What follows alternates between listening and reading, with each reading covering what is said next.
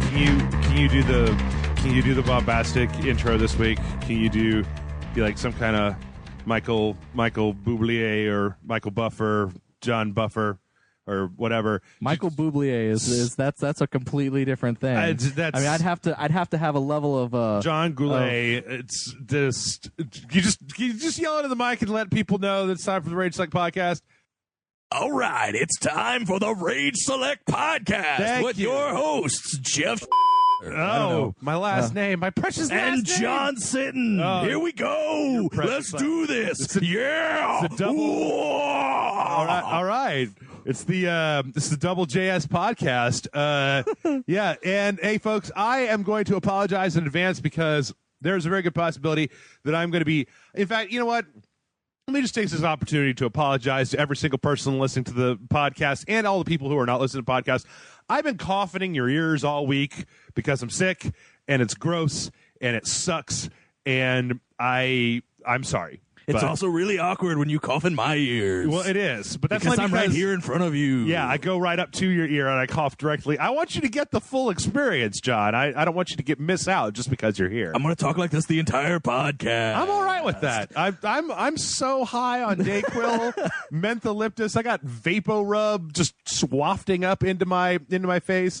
No, I swear, like, I hate it. I hate it so much. This has happened to everybody at one point, right? Yeah. I'm sick right now, right?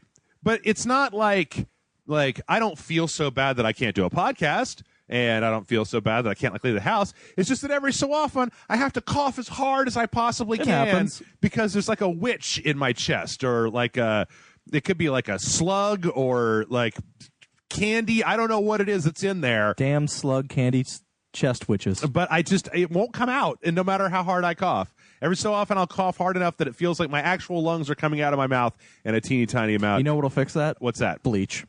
Just gargle or swallow. I'm down with either. I'm joking. Drown in bleach? Yeah. Just pour it all over your body. Okay. All right. That sounds good. Yeah, hopefully I can reapply the Vicks Vapor Rub enough times during this to keep me from coughing too much and jerk the mic away. So if there are weird, awkward pauses, it's because I am hacking up lungs onto the floor. I'll try to keep you guys entertained while he's doing that. Yes. By giving a play-by-play. So I'm sorry about this week. Next week, we will have less hacking, coughing, and whatnot. But before we get to next week, John, we got to talk about this week. This week? We got to talk about this. This week? You know what my motherfucking laptop just tried to do to me? What'd it do? So you know that Windows 10 bullshit?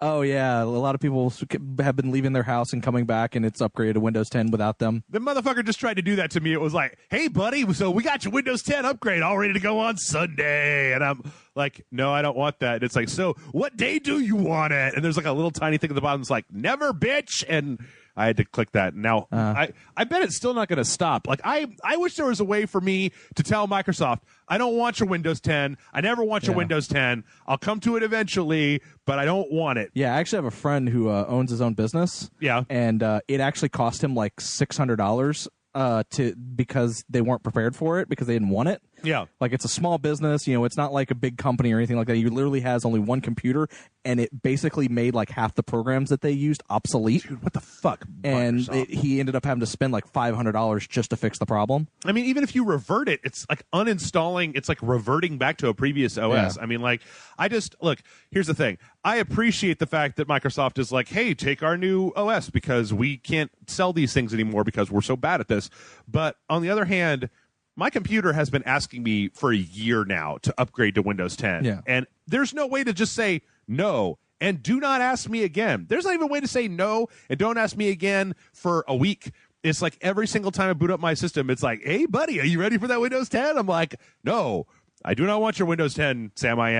I have things that need to run, and I don't want your bullshit. I will say, my computer's upgraded to Windows 10, and I'm actually Judas! Everything works. I was just saying on the podcast how much.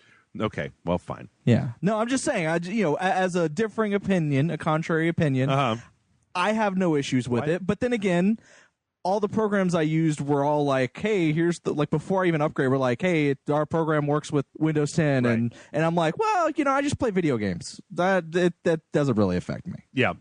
So yeah, fuck a bunch of Windows 10. What have you been up to recently, John? Good? Yeah, I've been playing sucking at Overwatch. No. Ha ha! The funny thing is, I wasn't even as competitive as you were in that video. Like, you were all like, "I'm coming for you, John," and I'm at home just being like, "Do. Oh hey, I killed Jeff. Do. Oh hey, I killed Jeff again. Do.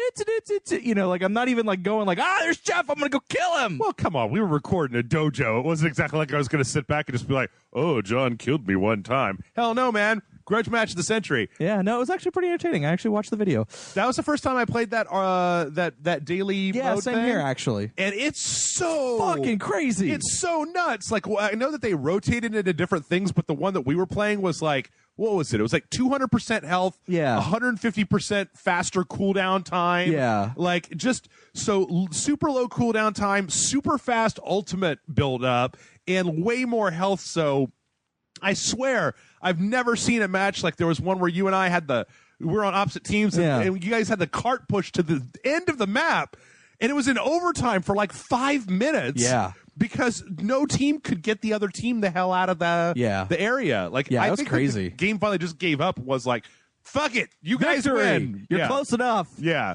No. It's actually I've actually since it came out, I've been playing a lot of Overwatch. I've really been enjoying that. Prior to that, I played a little bit of Doom, not too much, just a tiny bit. Most of my gaming hours have been. Wait, hold on. Valkyria Chronicles. Yeah, I have been playing Valkyria Chronicles. Did you beat it? Not yet. Not yet. Did you get past the big tank level? Oh yeah, a long time ago. Okay. Yeah. Was it easy? Yeah. Okay. Because I knew what I was doing. Okay. I don't know what I'm doing, so take out the guns on the sides. Okay. No, honestly, John, you don't need to tell me because you're not going to play it. Well, the time has come. The time has come. It's a momentous occasion. Yeah. It's been a long time coming. Re-downloaded and reinstalled The Witcher 3. Oh, I'm ready to give it You're another never shot. Playing another game again. I'm ready to give it another shot from the beginning and see. Rage Select is just Witcher 3 from here on out. No. My free time is just Witcher 3 from here on out. Because I look at that, I swear to God, I tried to play Homefront, The Revolution. Yeah, I'm sorry about that. Like 4 times. Just play the single player. And I've played crappy games before. Yeah. But the frame rate on the game is so bad that, like, combat is difficult because the frame rate is so bad. Yeah. Like, it's hard to line up a shot because it's sluggish and blah. Like, I was trying to say this. I said this like 3 times before, but I don't care. I'm going to say it again. Somebody in the comment section of our Homefront video was like, yeah, this game sucks, but it helps if you aim, Jeff. And I'm like, bitch, do you see me playing Doom? You saw me on Sunday stream. Yeah, you're doing okay. Jumping, bobbing, weaving, shooting missiles at people and fucking blah, blah, blah. I'm playing, Overwatch. I'm shooting, I'm throwing hammers, I'm teleporting all over the place. It's like it was literally hard to even put your reticle over a person and hit the fire button in that game because it was so gross. Yeah. It was gross.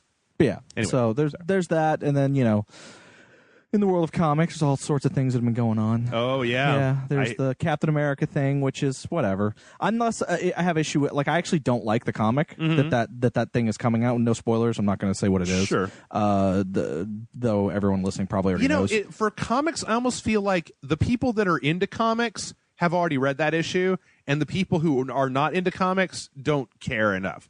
But no. We'll still No. It's the people who read it, regardless of whether they like the issue, are like, all right, I could see why people would be upset. Right. And the people who haven't read are like, fuck you, murder you, you and your entire family should die. Right. Who wrote that? Well, we hope everybody you know is dead by tomorrow because fuck you for what you did to Captain America. Well, this is the internet, John. Yeah. So, I mean, Yeah, so it's like have you read a comic book? It's the first issue of a story. That's the hook. Now the point is you're supposed to figure out how they get you out of that situation. I guess, here's my thing is I have not read it. So I don't want to pretend like I have a big opinion, but it seems to me that over the last couple of years, Marvel keeps doing stuff like this just for shock value. Yeah, no, it is. Of you won't believe that Spider-Man is Dr. Octopus's brain in Spider-Man's body now. And we did an Access event where all the heroes turned to villains and all the villains turned to heroes. Thor's a chick. Oh my God. Yeah. Like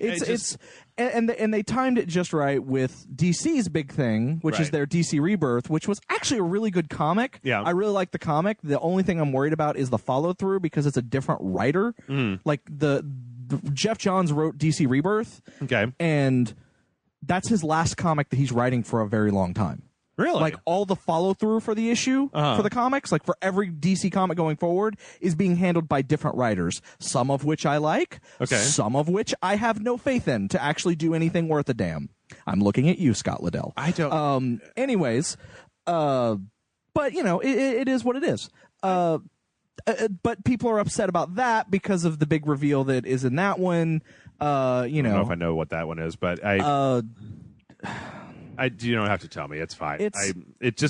I feel like comics have been floundering. Yeah. Like the old comics have been floundering for a long time because every time that I talk to people who read comics, like you or Jason or whoever, I hear about stuff like Sex Criminals, like a new book that's got a great concept. It's like blah blah blah. It's great. Or generally speaking, I don't hear that many times where people are like, oh, The Flash. Like the current run of The Flash is so good right now. It almost seems like comic books just don't know what to do with these characters that have been around for a long time. Like they just have no idea. They feel like all the stories have been played out. So let's make Superman Chinese, which for the record, I think that's a great idea. I don't give no fucks about that. Like I got my own Superman reboot thing that I want to do someday, but no, it's I mean, but so it's like Marvel did what they did, and Marvel did what they did because they were going to do that regardless. But they timed the release of it along with DC's Rebirth so that they could steal a little bit of the spotlight away from DC. Yeah. But the funny thing about it is like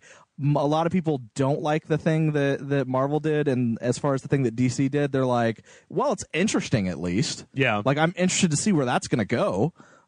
Weird and kind of interesting what it says in a meta context as well, which we can talk about after the podcast is over, and I'll go into it more with you. It does seem a little weird though. Now that I think about it, though, that like it seems like with the popularity in comic book movies that are out in the theater right now, right? Yeah.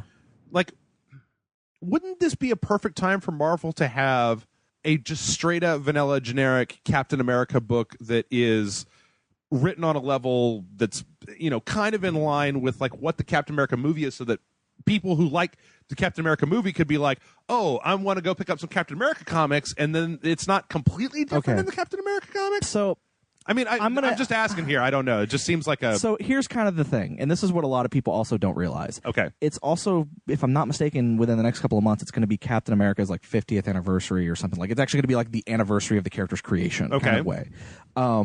And what I think is going on is the storyline that they're telling is basically in a way changing things so that you can, because, okay, I'm trying to think of a way to say this without spoiling it. And you know what? I'm going to actually, without spoiling what was happening with Captain America, I can say they're doing a similar thing to what they did with Spider-Man with the whole Doc Ock thing. Okay. They changed the character so dramatically that you see how this character, this new character, the superior Spider-Man, right, operates completely different than Peter Parker. Mm-hmm. And you see him fail where Peter Parker succeeded. Okay. And you see him maybe succeed in areas where Peter Parker failed. Okay. But maybe not in the way that you would want him to succeed. Mm-hmm. So in a way, it's kind of showing you everything that Peter Parker is not and everything that he is, so that when Peter Parker eventually came back, mm-hmm, it made you appreciate the character so much more, because it kind of showed you this is why this character works. Sure.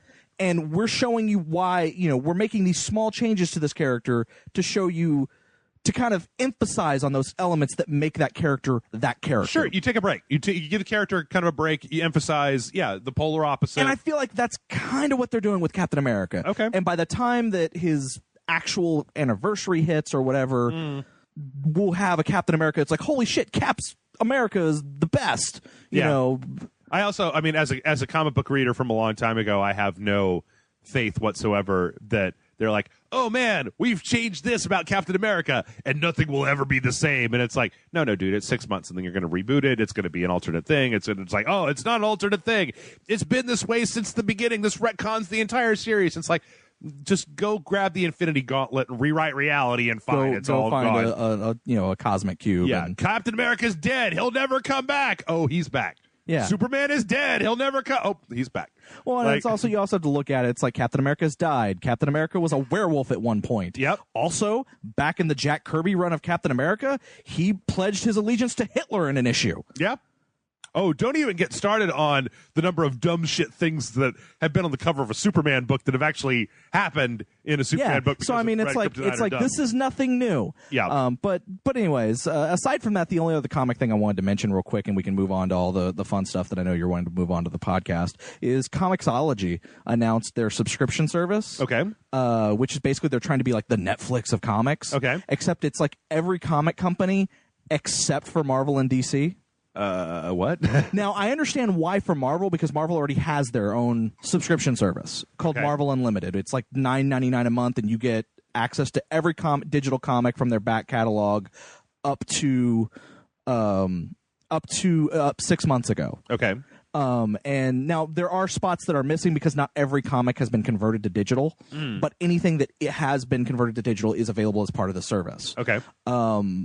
Which, so what is it? It's just like Dark Horse and it's Dark Horse, Image, Top Cow, Boom Studios, Dynamite, indie, other indie creators, like indie creators can submit their comics to this. Okay. So it's a whole bunch of stuff. Basically, there's some superhero stuff, but it's not like it's the indie stuff. It's like everything else. Kind of. Okay. DC does not have their own service. DC's fucking behind the times when it comes to digital. DC's kind of behind the times when it comes to everything. So, but it's $5.99 a month, which is actually not a bad price. No, the only and I decided it's a 30-day free trial. I decided to sign up for it. Check it out. It's interesting. My biggest complaint with it is that it really feels like it's more of a, here's the first story arc of this thing. If you want to read the rest, you got to buy those. Oh. They're not part of the service. Oh, well, bullshit. Or here's the first 6 volumes of this thing. Volume 7's missing, but here's volume 8. Or I ran across like the newest series that James O'Barr did for The Crow. Volume 2, 3, and 4 are available, but volume 1 is not. Yeah, that's kind of one of those sticking points where, like, if I went to Netflix and they were like, "Hey, guess what? We've got seasons 3, 6, and 7 of Voyager," and I'd be like, "Yeah, all right." Yeah, it's like, or not even like volumes. Like they'll be like issues 1, 2, and 3 are available of this book, or issue 1 of this book is available. But if you want to read more, you got to buy it. That's kind of bullshit. Now, having said that, they did say that, like Netflix, they are going to, each month they're going to be, new books added all the time. Sometimes some books will leave, as just like contracts and things like that, which also brings some other things. Like, eventually volume, if volume 1 is available, eventually volume 2 could become available. But does that mean volume 1 at some point will not be available on the service? Yeah. Like they'll delist it, like Netflix does for certain movies or shows or whatever. Because that's what the example they used is like, oh, when Netflix adds shows and removes shows, that we're going to do the same thing, and it's like that doesn't really. And this is Amazon also running this because Amazon owns Comixology. But I've been reading some comics on there, and they're not bad. There's some good stuff. There's definitely some. It has potential, but keep an eye on it. Kind of thing. Yeah. But it's not like ready to go. You can't universally say this is the best right now. I mean, if you're wanting to try stuff out that's not Marvel or DC, I think it's great for $6 a month. Yeah, you can go in there and read a ton of different stuff. You get a lot of Taco Bell for $6. Yeah, but I'm just saying, when a regular single issue comic is itself $2.99 or $3.99 depending on how big the issue is. Yeah, and you're getting volumes of stuff. Yeah, like literally thousands of comics available to you. Like Bone? Is all of Bone on there? I don't think so. Like Stray Bullets? Or I don't know about Stray Bullets, but like I know like a lot of Image books. I know like there's a bunch of Transformers and G.I. Joe and there's probably some Matt Frank in there somewhere. I think there's some Godzilla. I think there's some Godzilla in there. I don't know. Project Nemesis on there? No. Oh, okay. No. That's probably too new. Probably too new, yeah. Okay. But I mean, but also, like I said, it's just interesting. Like it's something that they kind of announced out of nowhere, and everyone went, "What the fuck?" And then I was like, on a whim, 30-day free trial. Why not? Signed up for it, and it hasn't been terrible. Like it's definitely something I don't know if I'm going to keep with because I'm interested in actually reading like long runs. I'm not interested in like getting one volume of a book and then being like, okay, I'm done. Yeah. You want to binge read. Yeah, I want to binge read, and if I'm subscribing for a service like this, I want to be able to binge the entire thing. Right. You know, minus what hasn't come out yet, or minus like maybe the current story arc that's going on. Sure. But you know, whatever. Like I said, I just thought I'd mention it because I do think it's kind of cool if anyone out there wants to check out something from Image or Dark Horse or Dynamite or Boom Studios or any of the other any number of comic companies out there. Definitely it is worth checking out if you're not familiar with those. They also do a really good job of basically saying, here's what's popular, here's some suggested stuff from our staff, here's if these are the type of stories you like, here are the go-to reads for these genres. Like I think a good portion of Saga is on there. I think really? Some of Nailbiter's on there. Okay. Like I think it's the first volume of both of those. But I mean like I said, there's some good stuff on there. Okay, cool. Well, if anybody who's listening has checked it out and you want to chime in, let us know down below. Now we got a real weird grouping of gaming news this week, but before we get there, I gotta shove at least one movie trailer in there, John, to pretend like I'm also a movie review website, even though I'm totally not. Well, we talked about comics, so why not? Well, that's true. We talked about comics and operating systems. So hey, there's a new Star Trek Beyond trailer out last week. Beyond. Okay, so this is one of those things, right? Apparently, everybody didn't like the first one. I like the first one because of the sabotage or something. Like, I don't know. I don't ever understood what it was. If it was just that it wasn't J.J. Abrams, or I think it was a little too. What's the word I'm looking for? It was a little like a lot of action and not really telling you what was going on. Kind of montagey, yeah, a little bit kind too, of montagey, like a music video, just kind of flash, action. And it looked like it all took place on one planet, and like the ship wasn't there. And are we going to get stuff with the ship? What's going on exactly? Yeah, kind of thing. And I don't know. This one looks. I also think people are really skeptical of the fact that Justin Lin is the director. Why? Because he's the director of Fast and the Furious. What's wrong with the Fast and the Furious? Nothing. I love those movies. But but a lot of people are worried that this is going to be like Fast and the Furious in space. Captain Kirk has to race Vin Diesel in the Enterprise. Yeah, of course. And Vin Diesel's got a hella nos, bro. So I've also heard some really interesting.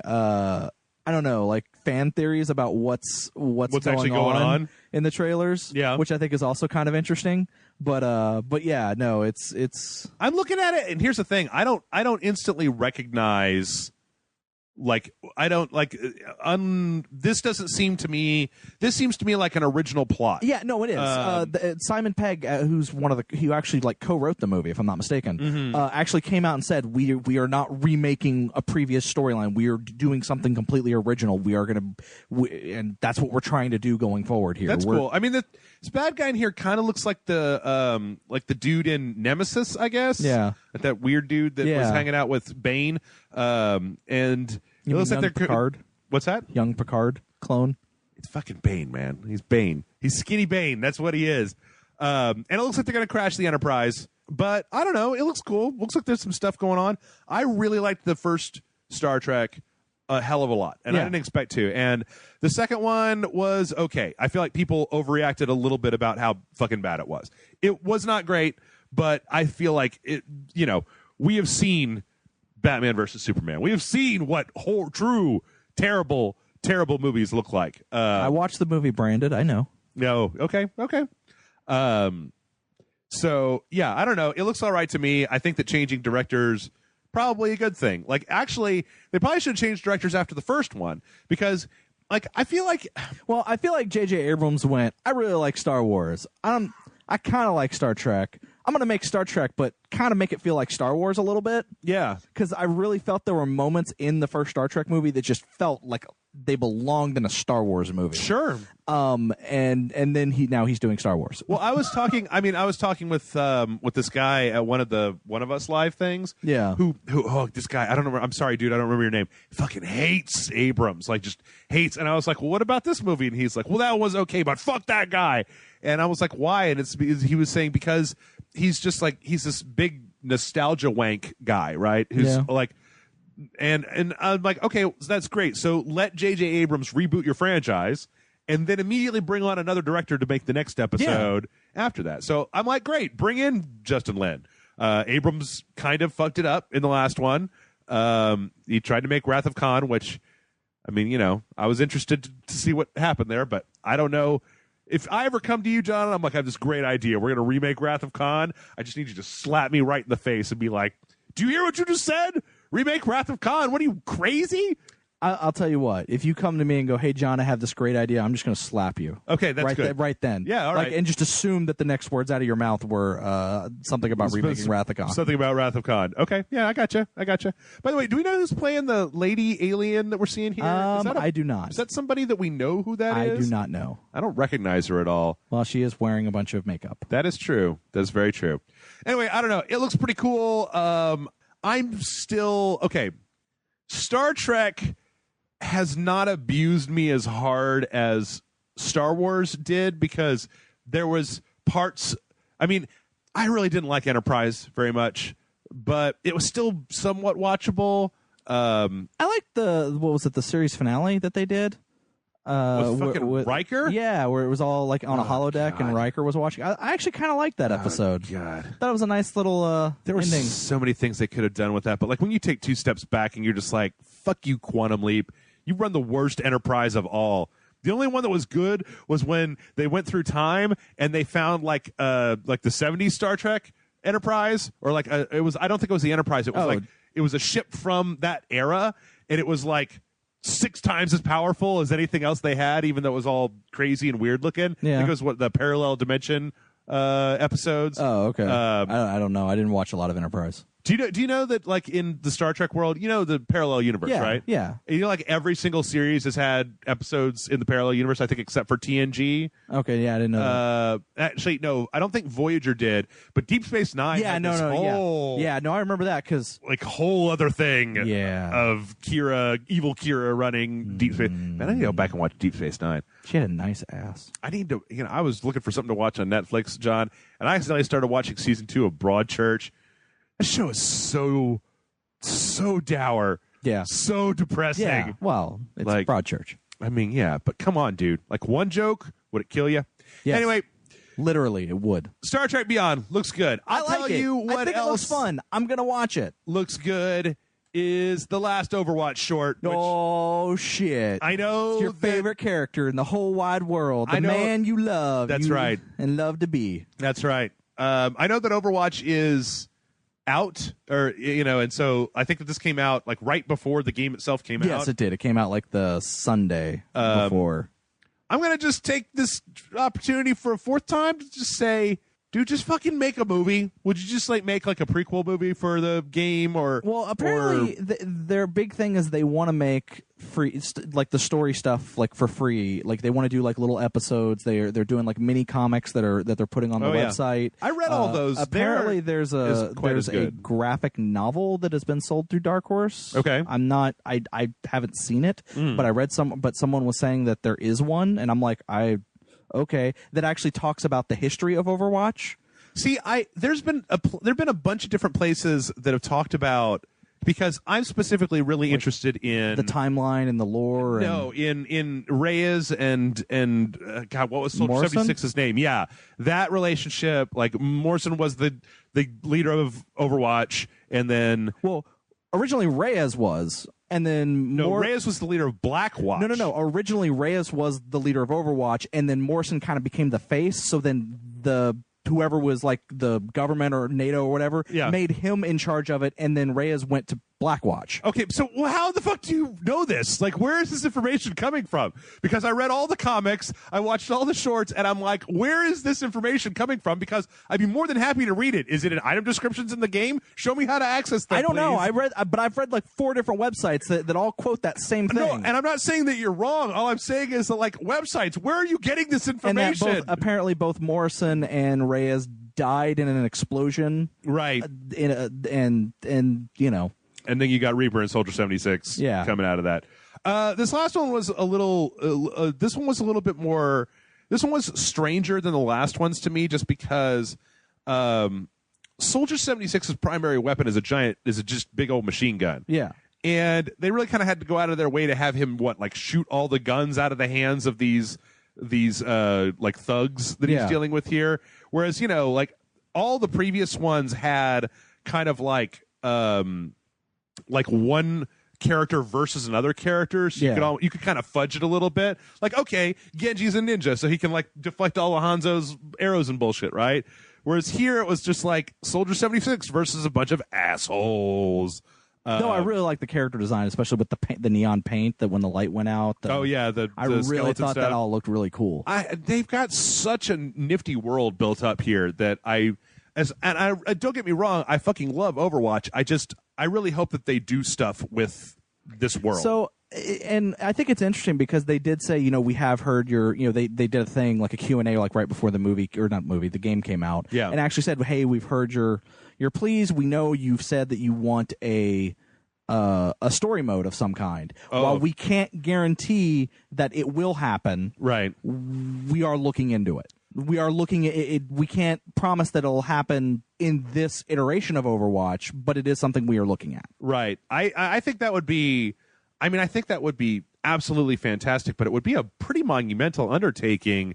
Yeah. Considering, you know, if you could put a story. I also appreciate that Soldier 76 is just fucking Punisher. He's the Punisher. That's it. Pretty much. Come on. He's very angry. He just beat that guy up with a pinata, with a burning pinata. I was a little bit upset that he never used his healing thing, because I feel like in the rest of the shorts they kind of used a little bit of everything. Every character's used almost all their powers. I guess Winston didn't in the very first one, but yeah. I know that both Tracer and Widowmaker used every one of their powers, including their ultimates, in the Alive, and so did Genji and Hanzo and Dragons. I wanted them to do a short about Reinhardt. That's I like. There's a mini comic with Reinhardt that I actually fucking loved. Yeah. So I want them to actually do a story that focuses on Reinhardt specifically. I'd love for them to do one for everybody. And here's the thing: there's also, other than these little story trailers, like these fully animated ones, there's also these other clips of story where it's just like a drawn image, and then there's story being told of it, a background. Like they have one that talks about what's the rat guy's name? Junkrat? Mm-hmm. Like it's his story, and then there's also one for Tracer about how she got her powers. Okay. And so, but like the funny thing is like I can't find those videos anywhere. But the reason I know they exist is because on Blizzard's Overwatch page they have a all animated shorts strung, edited into one 30-minute long video. And each short is separated by a bunch of those little things. And I'm like, where are those? Where did those come from? Why can't I find those anywhere? I think it's really interesting that they've done such a good job of world building that people are like, yeah, I like this game and all, but like, I really want to know more about these people and where they came from and whatnot. It's also smart marketing on their part. I mean, before the game came out, they had people invested in these characters. Yep. So much so that they want to play the game. Yep. Yeah. So, I don't know. This one was good. I hope there are more after it. Yeah. I've been having a lot of fun playing Overwatch. Me too. I mean, here's the thing. I think that Overwatch is a super fun game. If I was just a person in the world, I know a lot of people have had problems with it, with paying $60 for what's essentially 2 multiplayer modes, right? I mean, you've got the cart push, and then you've got capture the point type of thing. Yeah. I mean, there's, I guess, one other variant on that. And no loadouts, right? The characters have their own loadouts. So the customization is very, very cosmetic, no story mode, et cetera, et cetera. I don't know. I think that I don't know if I would buy this for a full $60. I'm going to wait for it to drop to like 40. I think it's worth it. Yeah. I mean, I know if you buy it on PC, it is 40. Oh, is it? Okay. If I'm not mistaken. But if I'm not mistaken, anyways, unless you buy like the Origins edition on PC, which that I think is 60. Oh, but there's another right. version that like doesn't come with the Origins edition stuff. I remember that because they like the all the console versions of the Origins edition that basically has a few extra costumes added in with it. Yeah. So I mean, you can get it for cheaper.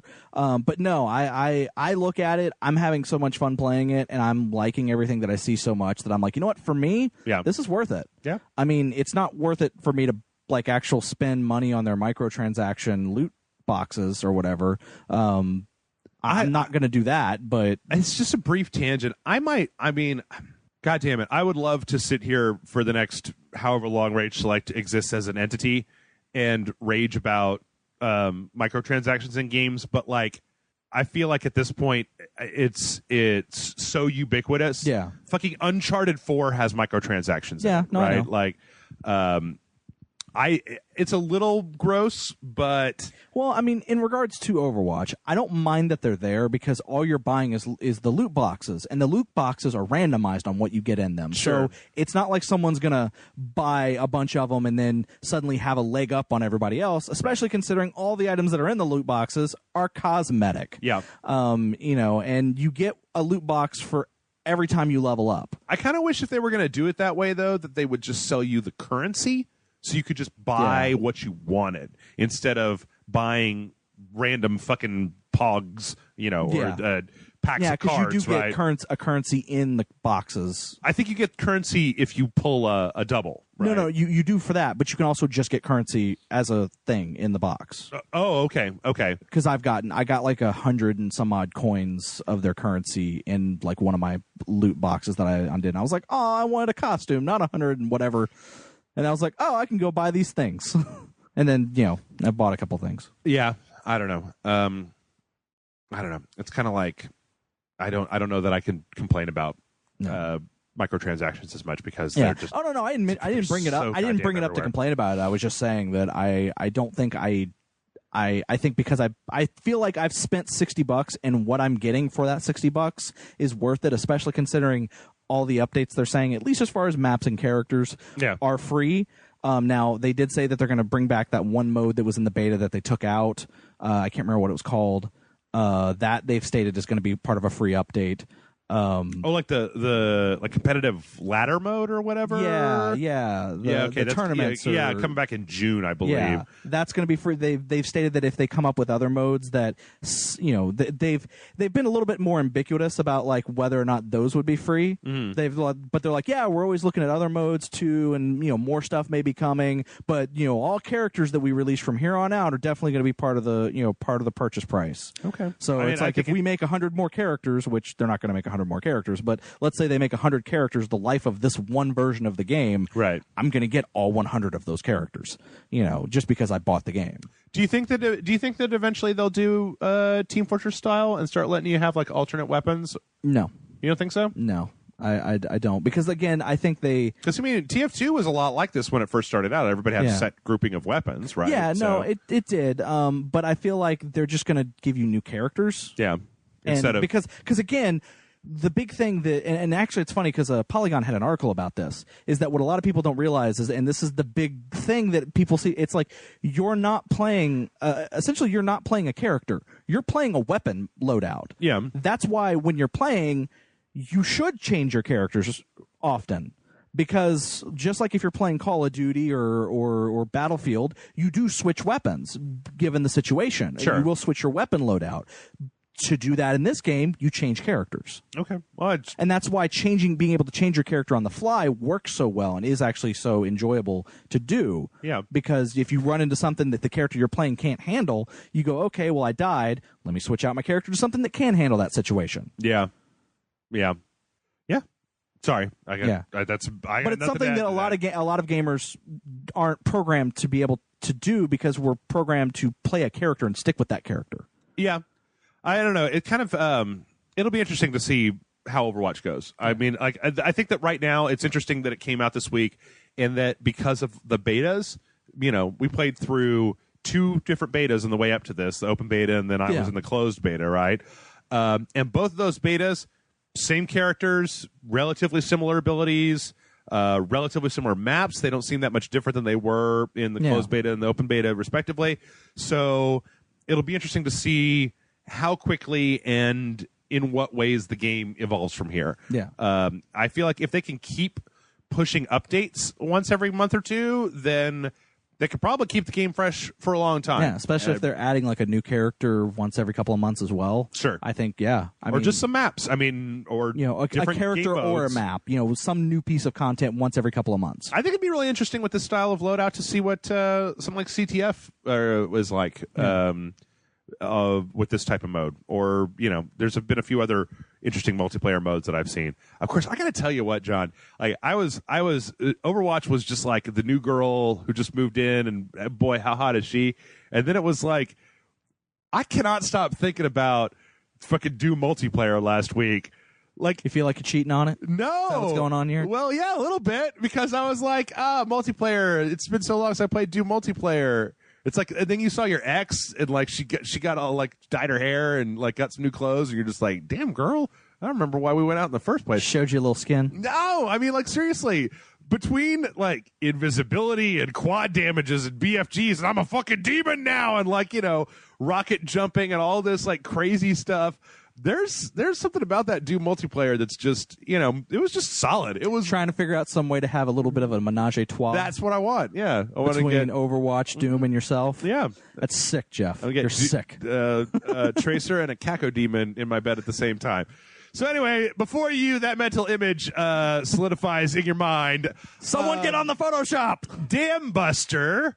AKA those poor assholes who developed Homefront: The Revolution, have said that they're going to try to fix the problems of Homefront: The Revolution. I don't think this is going to happen.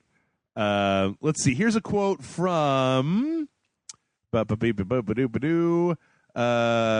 Turner, the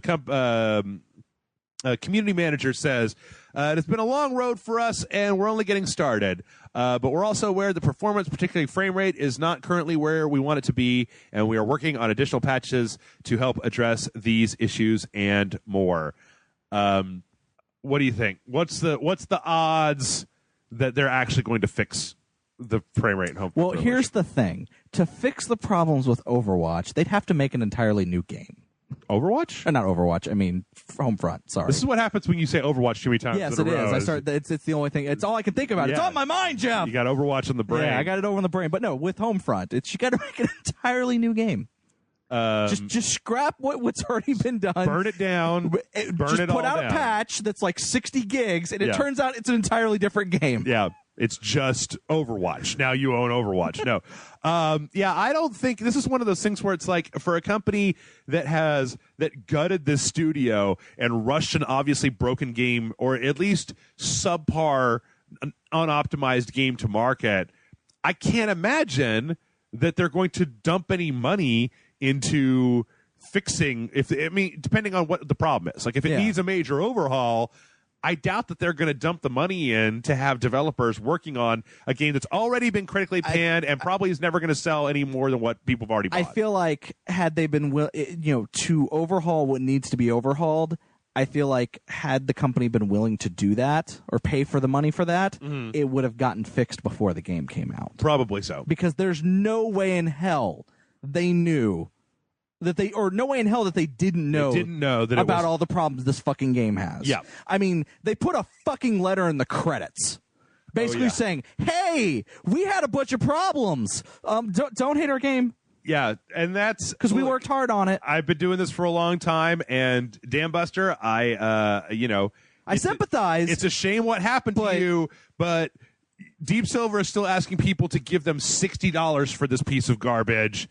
Actually, oh, no, wait, that's another story. Actually, I don't even have that story up here. Anyway, we'll get back to that later on. Oh, it's in the questions. Sorry, all over the place. Yes. $60 in a time when there is Overwatch and Doom and Uncharted and fucking even Battleborn, right? Like, I would rather play Battleborn than Homefront, because at least Battleborn plays, right?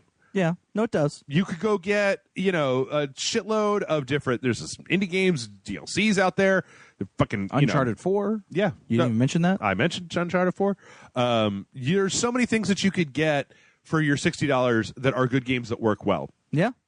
Hell, you could probably get the original Homefront for like $10 on Steam right now.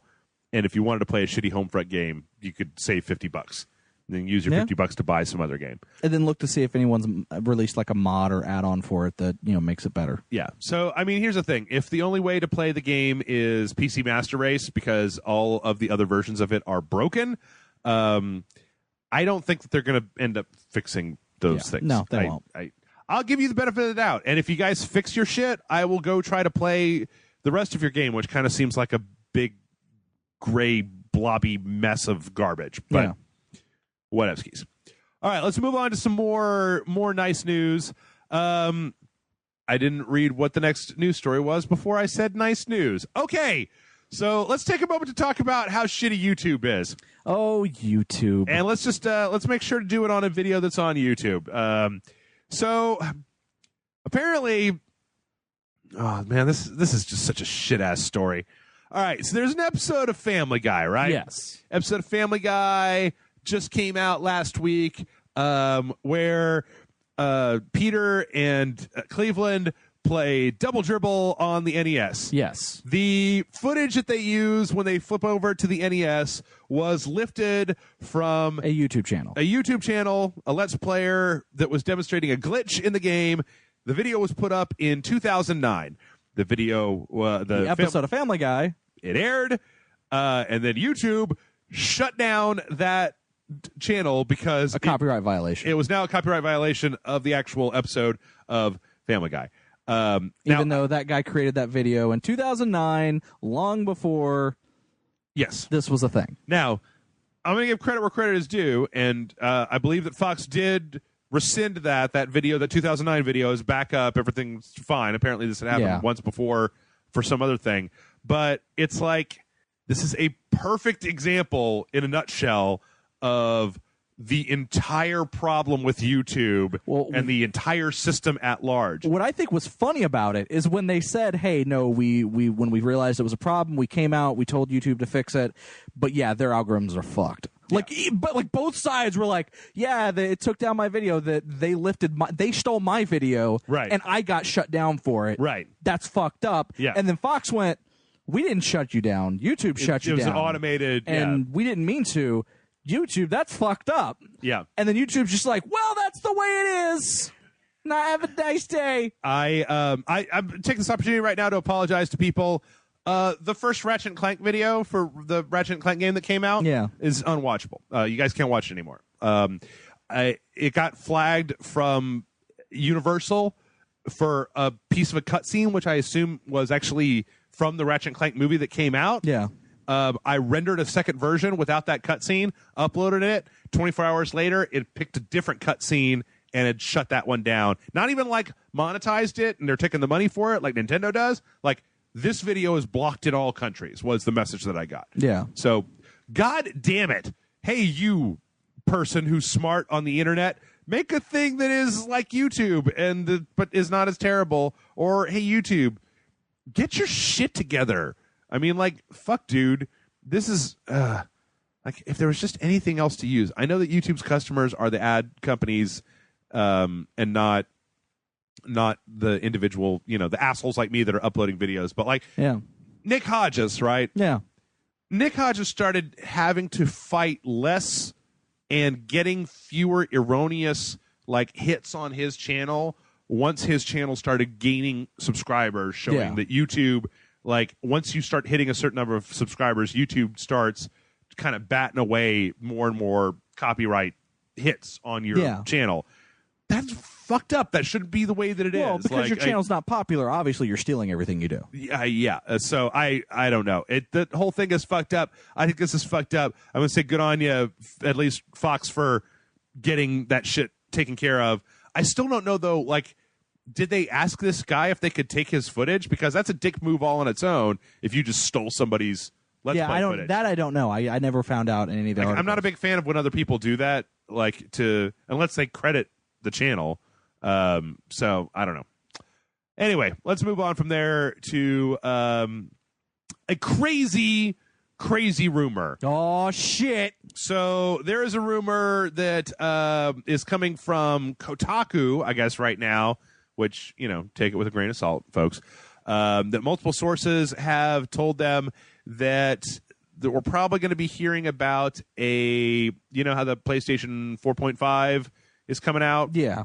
That there's going to be an Xbox One hardware refresh, probably unveiled at E3 for release in 2017. That's going to be smaller, faster, and then potentially better, stronger, have support for the actual PC Oculus Rift hardware.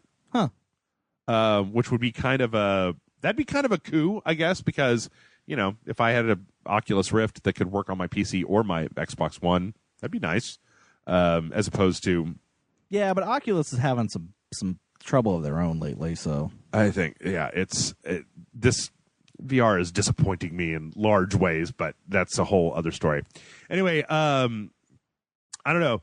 It seems like we're looking down the barrel of an E3 where both companies are going to be putting out a new console that we're expected to buy that is faster than the previous consoles. That is an actual hardware upgrade from the previous console that we're all expected to get. They can all go fuck themselves. I'm going to take another opportunity to say that that's a horrible idea because it fucking punishes your early adopters, and it's going to make people upset.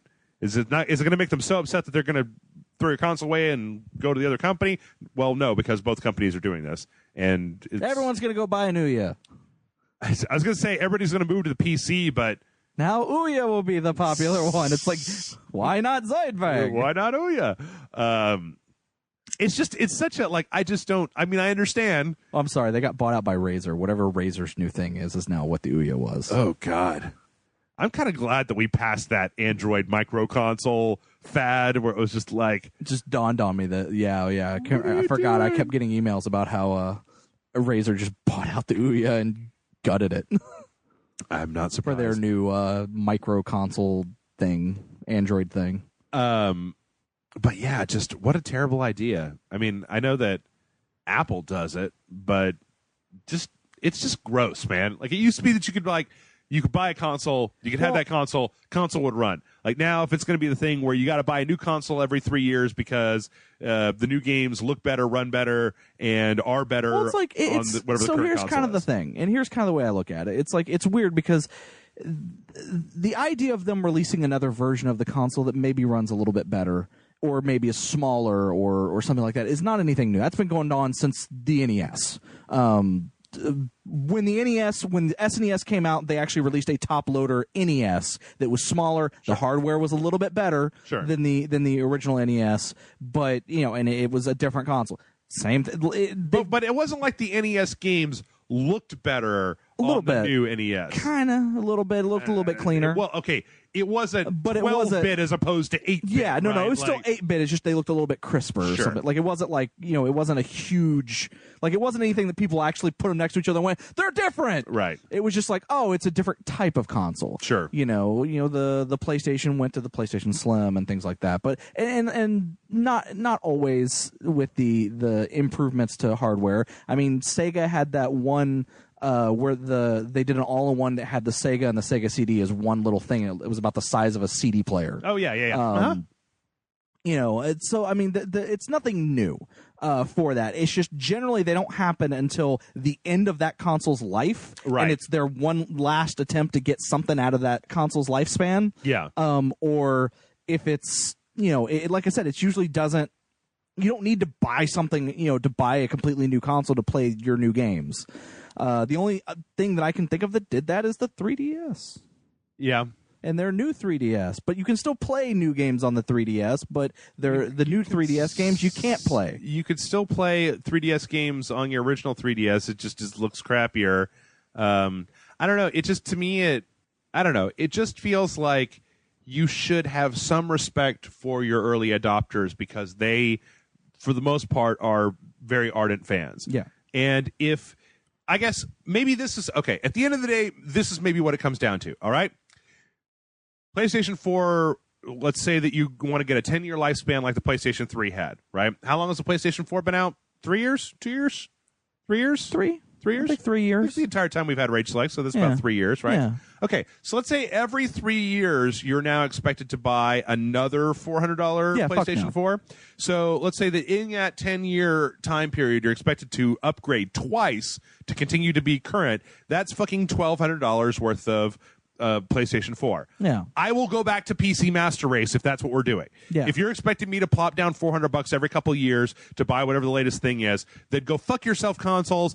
I'll go back to PC Master Race because those are PC Master Race prices. And the reason the console works for me is because it's an all-in-one thing that you buy one time. It's relatively inexpensive. You get performance and time. And truthfully, all they're doing is telling people that when the next console comes out, like when you release your PlayStation 5, that people aren't going to buy it out of the gate because they're like, oh, well, if we wait 2 years, we'll get a better one. Well, maybe. I don't know. I also worry that, no matter how much we rage on the outside, you still have people that just they'll go out and buy whatever. They don't give no, you're right. You're 100% right on that. And they forget. And there are some people that haven't bought a PlayStation 4 yet, or an Xbox One, and that if there's a newer, better hardware, maybe now they're able to do that. Yeah. And so they're like, okay, let's go buy the new one, the one that has the better hardware. Yeah. Well, I tell you what, I'm sad now. Let's get happy with we got trailer time. We got a bunch of new trailers. Trailer time. Trailer time. And the first trailer we have is a super generic Mirror's Edge Catalyst launch trailer. Mirror's Edge. I don't know. This is it. I mean, it's all right. It's just it's just a real basic bitch trailer, John. Like it's not especially flashy. I mean, it's showing a bunch of Mirror's Edge and doing stuff. Yeah, I kind of feel like they're basically saying, look, you know what this fucking game is. Yeah, if you're not on board right now, this trailer's there's nothing we can do to make you on board. You know what I miss? Point. I miss the song from the other Mirror's Edge. Yeah, that was Still good. Alive. Yeah. That was a good song, and it made for a good trailer thing, right? Yeah. I think that part of the other thing that this trailer isn't really doing for me is it's okay. So for those of you who haven't seen it, it's a very generic trailer. It's just faith, and there's a bunch of people talking about stuff. I don't know what the hell they're talking about because they don't establish anything in the trailer. But this is I didn't actually end up playing the beta, but the whole world is open, right? It's a whole open world, sort of. Yeah. So if I was going to make this trailer, I think I probably would have made it more like an extended sequence showing more running and running and running. I don't know. I guess it's weird how I was kind of excited for this, but I think that the closer that it gets to actually releasing, I'm starting to lose a little bit of my zest. Yeah. I don't know. What do you think? I was kind of excited for it, and I kind of in the same boat. I'm kind of like, and the fact that it got delayed, and it's like, all right, whatever. You're coming out in June now, whatever. Yeah. But playing the beta, I kind of went, okay, I kind of get what this game is. I found that I don't play those games very well. Yeah. Like I forgot. Like I remember now that I didn't play the first Mirror's Edge very well. Like I was terrible at that. It's weird because Mirror's Edge is kind of fun, but boy, when you whiff in that game, you really feel stupid because it's like Faith is running, it's jumping, it's doing, and then suddenly it's like, oh, you just tried to jump up the wrong wall, and now you're stuck in a corner, or you fell down. Yeah, I kind of wish there was some type of Prince of Persia rewind function. Yeah, that might. Which was one of the great things about Sands of Time. Absolutely, but I don't know. It's still a pretty decent trailer. It's all right. It's not a bad trailer by any means. Yeah, it's okay. It's just there's worse trailers. Yeah. Speaking of worse trailers, how about that Mighty Number 9 Masterclass trailer? Oh man, that trailer is so addictive. Like popping bubble wrap. Addictive. I don't know what the fuck who the fuck decided that this trailer would be a good thing to put out. Well, at this point, this all I hear is negative things about this game now. Like I have not heard anyone excited about this game. Like with all the delays it's had, everyone's just kind of like, whatever, fuck this game. Yeah. So I don't know what they're doing. It's weird. It's it's a very strange. I don't know if I remember that many other trailers, but it's got this very much just like, hey man, do you want to play some excellent video games? Well then check. I mean, literally, there's like a voiceover about, oh my god, look at that thing, look what just happened there. All right, Mighty Number 9. It's like, that's not really the vibe that I don't know. Plus, it kind of looks a little gross. Like, I think it's going. I mean, we played it 720 here, but I don't know. But yeah, even when we're playing it though, it looked real. Kind of sparse and empty, and I don't know. Everyone looks dead in the eyes. Yeah, I just don't know. This might end up, I don't know. I hope it's good, but it might end up just being to kind of like cataclysmic failures. I don't know. Yeah. Bad trailer. It is. It's a bad trailer. Like, what is it? Polygon put up a whole thing about like this trailer is bad and they should feel bad for making it. Oh yeah. Like this is like the trailer is referred to as the masterclass trailer. It's like, yeah, this trailer is a masterclass in what to not to do about and how to not make a trailer. Yeah. Like if you want to know the worst trailer you could make, it's this fucking trailer. Yeah, I agree.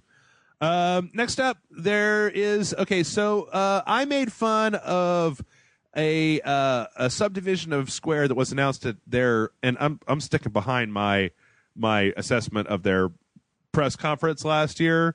That was fucking terrible. Oh yeah, no, it was totally terrible. Called Tokyo RPG Company or whatever. Factory? Yeah, it's Factory. Okay. Tokyo RPG Factory. And they said that they were making a thing. That was part of like two different announcements. That one and Nier both had come like very like kind of, I don't know what the fuck this is. Well, there's a trailer this week for a game called I Am Setsuna that is basically, it looks like exactly what I'm asking Square to do, which was make not a super high budget, but decent art style, low overhead, just kind of a nice little use your RPG goodness and give us a nice little game that we can, play on the weekend, right? This looks a lot like Chrono Trigger or Secret of Mana, I guess, a little bit.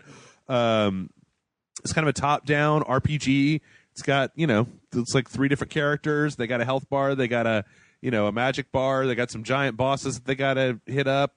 And yeah, it looks solid to me. Like it's coming out. Story of Sacrifice. Yeah. It's also coming out next month. Yeah. So that's the thing. It's I didn't realize that. That's crazy. Like I saw this trailer come through my feed and I was like, oh boy, it's another Square Enix thing.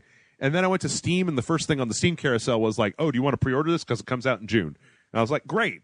So Tokyo RPG Factory is going to crank out just a classic Square game every year. Good. Yes. I will pay you $20 for each one of them. I will play them. I will like them. And they will keep me sated in between the 6 decades it's going to take you to put out whatever your next game is. Is Final Fantasy 15 supposed to come out this year, right? September. I don't believe it. I'll believe it when Final Fantasy 7 is not coming out until like 2026. So. And Kingdom Hearts? Never. That's 3000. Okay. Year 3000. The year 3000. Okay. Yeah. I don't know. What did you think of this? I mean, it looks good. Like I said, it's kind of a generic trailer. I mean, it looks like your standard RPG, and I'd be willing to give it a try. So there's that. Okay. All right. Next up on the list. So we had a teaser for Witcher 3: Blood and Wine, but we actually got a full-on trailer this week, and this is kind of like CD Projekt Red's farewell trailer for the Witcher series. Oh, yeah. Because this is the last DLC for the Witcher 3. Apparently, now I was reading some early reviews of this, John. Apparently, this DLC adds something like 30 hours worth of content to The Witcher 3.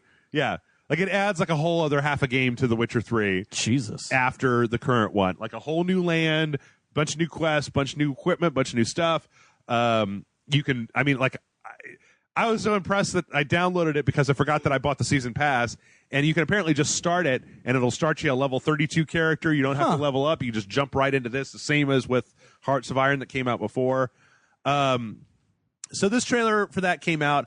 I really like how bright this world is. It looks bright, looks great. There's metal soundtrack. Yeah, it's a kind of strange metal soundtrack going on. But I like it because it's very different than The Witcher 3 was very like dank and dirty, and it seems like it's got a lot more kind of like colorful craziness going on in it, and just very pretty, very, very pretty. So I think that this might get me back into Witcher 3, and outside of the metal and the soundtrack, I mean, it looks good. Looks a bunch of monsters, No, here's the thing. I mean, the metal totally kind of fits the tone that they're going for. Yeah. When the singer of the song like screams his lyrics, like they always show like the creatures like roaring or whatever. Yeah. Like in time with it, so it looks like they're singing the song. I guess I don't know, but it fits. Yeah. And it looks good. It looks damn good. And being that I have already purchased, I didn't realize I'd forgotten that I've already purchased all the DLC for Witcher 3. I don't know. Yeah, I did that. You might with see it at one once. point. What's that? I did that with a game once. Bought like bought the season pass. Didn't realize. I think it was Sunset Overdrive. Like I don't remember buying the season pass, but apparently I did. I think I just when I pre-ordered Witcher 3. Was there like something where you could get access to it a little bit earlier if you bought like the I think so. collector's edition? Yeah. And then I didn't realize that the collector's edition had the season pass in with it. And then the other day I went to go download it and it was like, hey, also there's this DLC here. No, I was just looking for the Blood and Wine DLC on the PlayStation 4. Yeah. And I found it and it didn't have a price on it. It was like, well, you want to download this? You want to pre-download it? And I was like, okay. So then I went to the DLC page for The Witcher 3 and it was like, every DLC for The Witcher 3 had purchased on it. And I was like, oh, so that's what it's like when you buy the season pass. Yeah.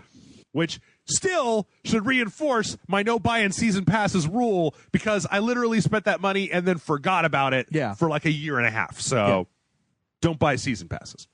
Last up on the trailer parade, Absolver by Devolver. This is a brand new game that's being made by who's these guys? What's their name? It's like Slow Clap. Yeah, Slow Clap. SLO Clap. An online looks like martial arts game. Yeah. Looks cool, man. Looks like it's got a lot of like character. Everybody's wearing masks. It's kind of difficult to see exactly how the system works. Looks like there's some kind of like reaction. I mean, I can't tell if it's like a rock, paper, scissors type of thing where you're trying to pick anticipate what the other person's trying to do. Yeah. But it looks pretty cool. It looks very creative, and that's what I appreciate about it. Yeah. No, it does. And then there's the Sphere from the movie Sphere makes an appearance in the game. And you wonder where Dustin Hoffman and Samuel L. Jackson are. They're in the Sphere, John. Oh. They're in the... I always forget who the female actress is in that movie. Sharon Stone. Sharon Stone. Put them in the Sphere. She put them They're the inside masked characters? Yes. They take their masks off, and it's just Dustin Hoffman and Sharon Stone and Samuel L. Jackson. Oh, okay. Was Samuel L. Jackson in that movie? Yes, he was. Okay. I'm trying to make my mind remember what he looked like in that movie, but all that keeps happening is I keep seeing the part in Deep Blue Sea where the shark jumps out and eats him. That's. Yeah, I remember watching Sphere with my brother because he was a big fan of that movie, and we just kept making Deep Blue Sea references. Deep Blue Sea's rad. You should totally watch Deep Blue Sea. Also, if you guys haven't watched this, Happy Souls, you should look it up and watch it. I don't know if you've watched this, John. I have not. This came out. This is actually a little bit late, but there's a guy who spent like an entire year animating him and his friend kind of like jokes about Dark Souls 2. Oh, okay. It's pretty fun. It's like 15 minutes long, but it's pretty solid. All right, next up, it's time for rumors. It's time for a rumor. A rumor. That rumor is that No Man's Sky is going to be delayed. Which I'm not surprised, but also a little annoyed with. Of course, it's going to be delayed. I mean, we have. Fortunately, we'll all have I Am Setsuna in June to dry our eyes on. No, apparently this is based on Kotaku getting reports from GameStop's that GameStop's got a bunch of stickers that they were supposed to put over the posters. The release date that just says, instead of having the release date, it says coming soon. Coming soon, yep. And they don't have a new release date. And apparently neither Sony nor the team working behind the game, Hello Games, have made any official announcements. Yep. But yeah, everyone's speculating that it's being pushed back to possibly July, maybe even further out. I am worried about this game. Yeah, no, I'm really worried about it. I mean, when it comes out, I mean, I've seen some stuff. Kind of seems a little underwhelming to me, but you know what? My focus is I like to shoot stuff in video games. This seems like a not very much a shooty video game, so I'm going to say this. Okay. You didn't see the appeal of Minecraft until you played it. Very true. And hey, this could be something similar. This would not be the first, second, third, fourth, fifth, or 20th time where I was like, that game looks dumb. I thought that Doom looked kind of meh when I first saw it, and I can't stop word vomiting about how good it is. So, right, there you go. Don't listen to me. I literally don't know anything, and I'm stupid. It's pretty much my mentality on the whole situation. I know. I don't listen to you. You don't know anything. That's true. And I'm stupid. Yeah.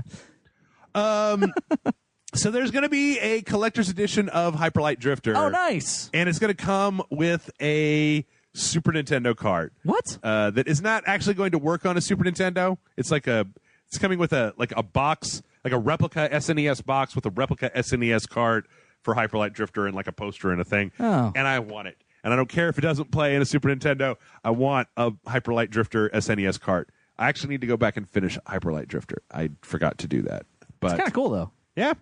It is $65 for what is ostensibly a $20 indie game. So there is that. Well, you're getting a case of that is not an actual cart. That just looks like a cart. I just remembered. Not an actual cart. Cuphead isn't out yet. No, it's not. Fuck you, Cuphead. Come out.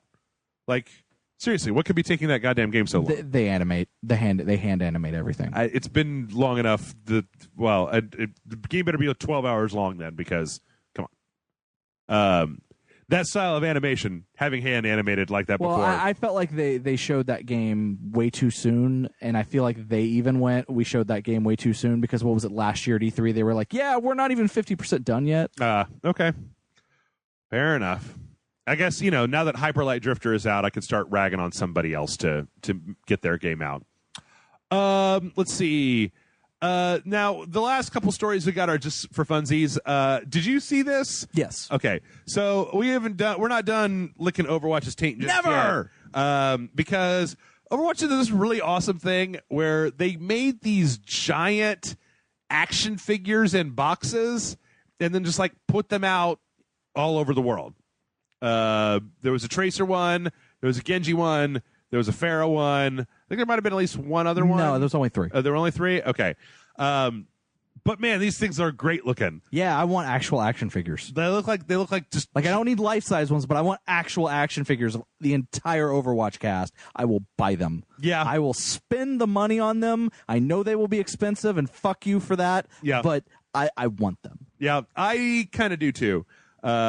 Yeah, Tracer was in Hollywood, and let's see, where was Genji was in Paris, and Pharah was in Busan, Korea? Yeah. Sounds about right. So, yeah, but these things just look fantastic. Apparently they were like 3D printed or something like that. Yeah, and they actually are action figures that are just happen to be full size, like life size or whatever. Nice. So like they actually do have joints that can be moved and things like that. What? And so like they are giant action figures, but they're technically statues. But come on, Blizzard. They have a box. They have accessories in the box. Yep. It's like, God damn it! No, they're too good. They're too good. You did your job too well, Blizzard. Now I want it. Put it in a store. Let me buy it, or I will never forgive you. Yeah, exactly. Until you do something else, and then I will be all over you.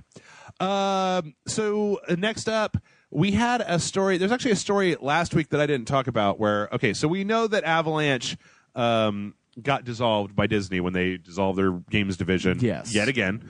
Apparently, one of the things that happened last week was local boy Warren Spector got on Twitter and said, "Hey, Disney, please give me back the IP that you made me sign over to you when Junction Point was working on Epic Mickey in order for us," because, Junction Point was working for Disney. They signed a contract with Disney that says that Disney owns all the IP that studio makes. Epic Mickey 2 doesn't work out so well. Disney decides they're not making games anymore. Warren Spector's like, "I was making a spiritual sequel to Deus Ex. Can I please have the rights for that back? Can I buy the rights back from you for that?" Because apparently they were working on 3 different games that were not Disney related, but happened to fall under Disney's purview because they were working for Disney. And that's the contract that they signed. Last week, Ron Gilbert got on Twitter, or this week, Gilbert got on Twitter and said, "Dear at Disney, now that you're not making games, please sell me Monkey Island and Maniac Mansion back. I will buy them for cash money. I know you're not going to do anything with them," which is a really interesting little set of circumstances. Yeah. Because, you know what? Disney's never going to do anything with Monkey Island or Maniac Mansion. And they're probably not going to do anything with Warren Spector's half-finished prototyped games that he was working on that he can't use anymore because they're now properties that Disney owns. Yeah.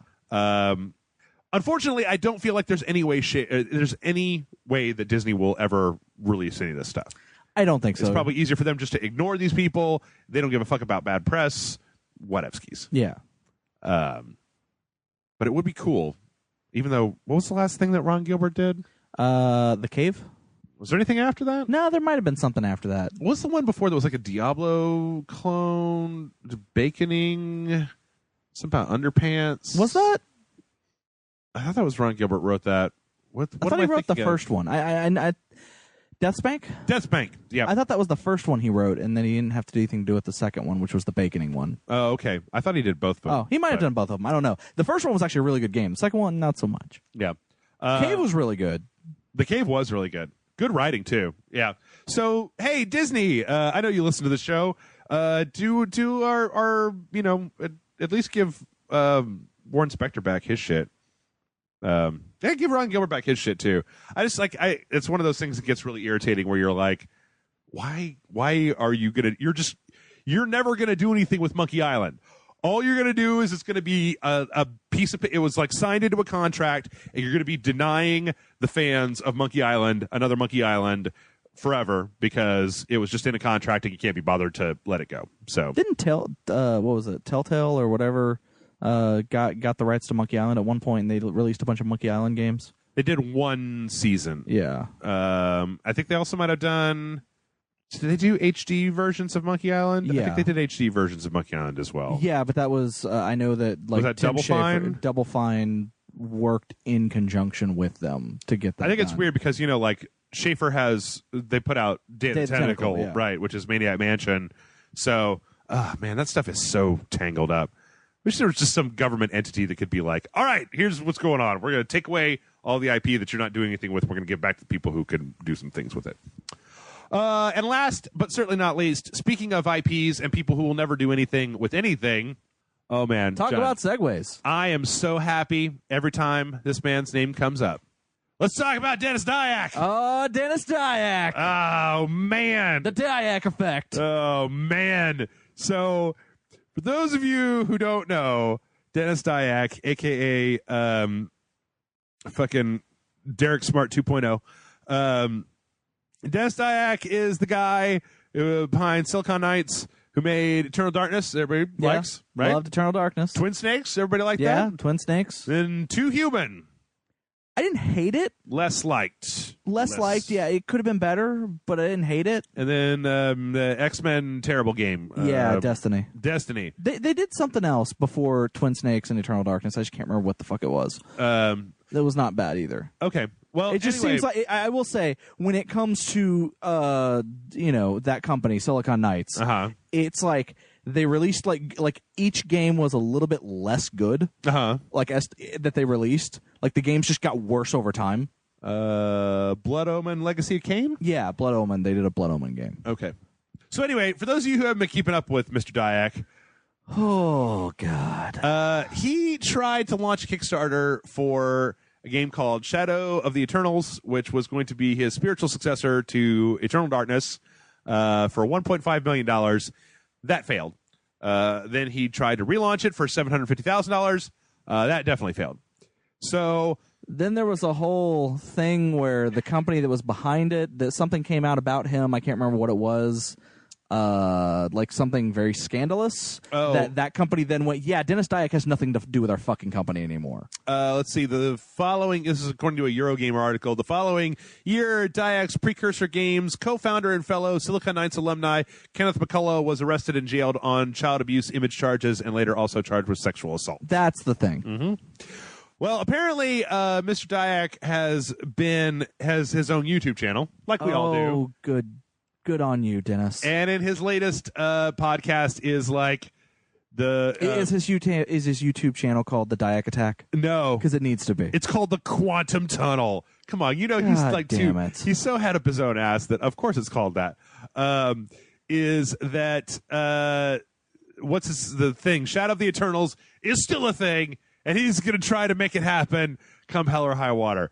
And I just cannot wait for that to happen, because if there's one thing that this video game industry needs, it's desperate, crazy people who are willing to just keep running their mouths no matter who is shouting at them to stop, for the love of God, and just go do something else. Change your name. Go work for a company and make some good games and quit trading on your decade-old game that was pretty good. Work for that guy who was trying to peddle the Phantom console. Yeah. Or just go work somewhere, Like, the guy obviously is a crazy person. I mean, he tried to sue Epic for not supporting him enough, and that was the reason that 2 Human was bad, was because so basically he didn't get enough technical support from Epic. Well, because right around the time that they were working on it, they moved to Unreal Engine 3 or 4 or and something. Basically he had just started working with Unreal Engine 2, right? And they came out well, we don't support that anymore, so we can't help your company, and we're not gonna do anything any of the problems that we would normally tell you how to fix or how to work around or things like that. We don't support that anymore. If you want support, you have to upgrade to 3, right? Which would have mean they had to scrap the entire game, and also shelled out hundreds of thousands of dollars to do. And he basically said that practically ruined the game, and then they ended up having to scrap the engine altogether and try to build their own from scratch. And it's such a mess. It's such a mess. Such a mess, and it really came off as, it's not my fault, it's their fault. Yeah. For being the way they are. I am going to watch some of his videos. I'm going to go to his YouTube when we're done here. I'm going to watch some of his videos. I love Eternal Darkness. Yeah. I will say that. I love Eternal Darkness. It is one of my favorite games on the GameCube. Sure. This guy can go fuck himself at this point. Oh, Dennis Dyack is a crazy person. I want him to team up. All the stories that I've heard about the development of X-Men Destiny. Oh, yeah. He can go fuck himself. Oh, yeah. Like looting the resources for that game in order to try to make his own shit on the side. Yeah. Yep. And yeah, it just fuck him. Yep. Yeah, he's pretty bad. I honestly believe that Twin Snakes was only good because of who they got to direct the game. Yeah. And the fact that it was also, to a degree, Kojima, who was like, nah. And also the fact that it was a Nintendo release and Nintendo don't fuck around. I also feel like Eternal Darkness was lightning striking. He got lucky. Well, also, Twin Snakes, okay, they added a few things in, but they didn't add a shitload of things. Yeah, they had the engine. They had a lot of the models. You know what the fight with Revolver Ocelot is about. It's about shooting him and run away while he's reloading. You know what the chopper fight against the Hind is about. Psycho Mantis is going to read your memory card. Right. You know what that... Well, or not just that, but you know what the Psycho Mantis fight is. Yeah. He's going to turn invisible. He's going to throw stuff up from the walls at you. You may have to unplug your controller and plug it into a different port. Exactly. None of that stuff was changed. It was just all updated. There was no reason to bring in there's a local company here called Blue Point Games that did all of the HD up-resing of the Metal Gear Solid HD collection. Yeah. They didn't, they didn't bring in Infinity Ward to do the HD up-resing of Snake Eater because it's already done. You're just redoing the graphics, and then all of the cutscene stuff is being laid out by another person, by another studio. So, all you're really doing is the programming grunt work. But I feel like they got lucky with Eternal Darkness, and then just...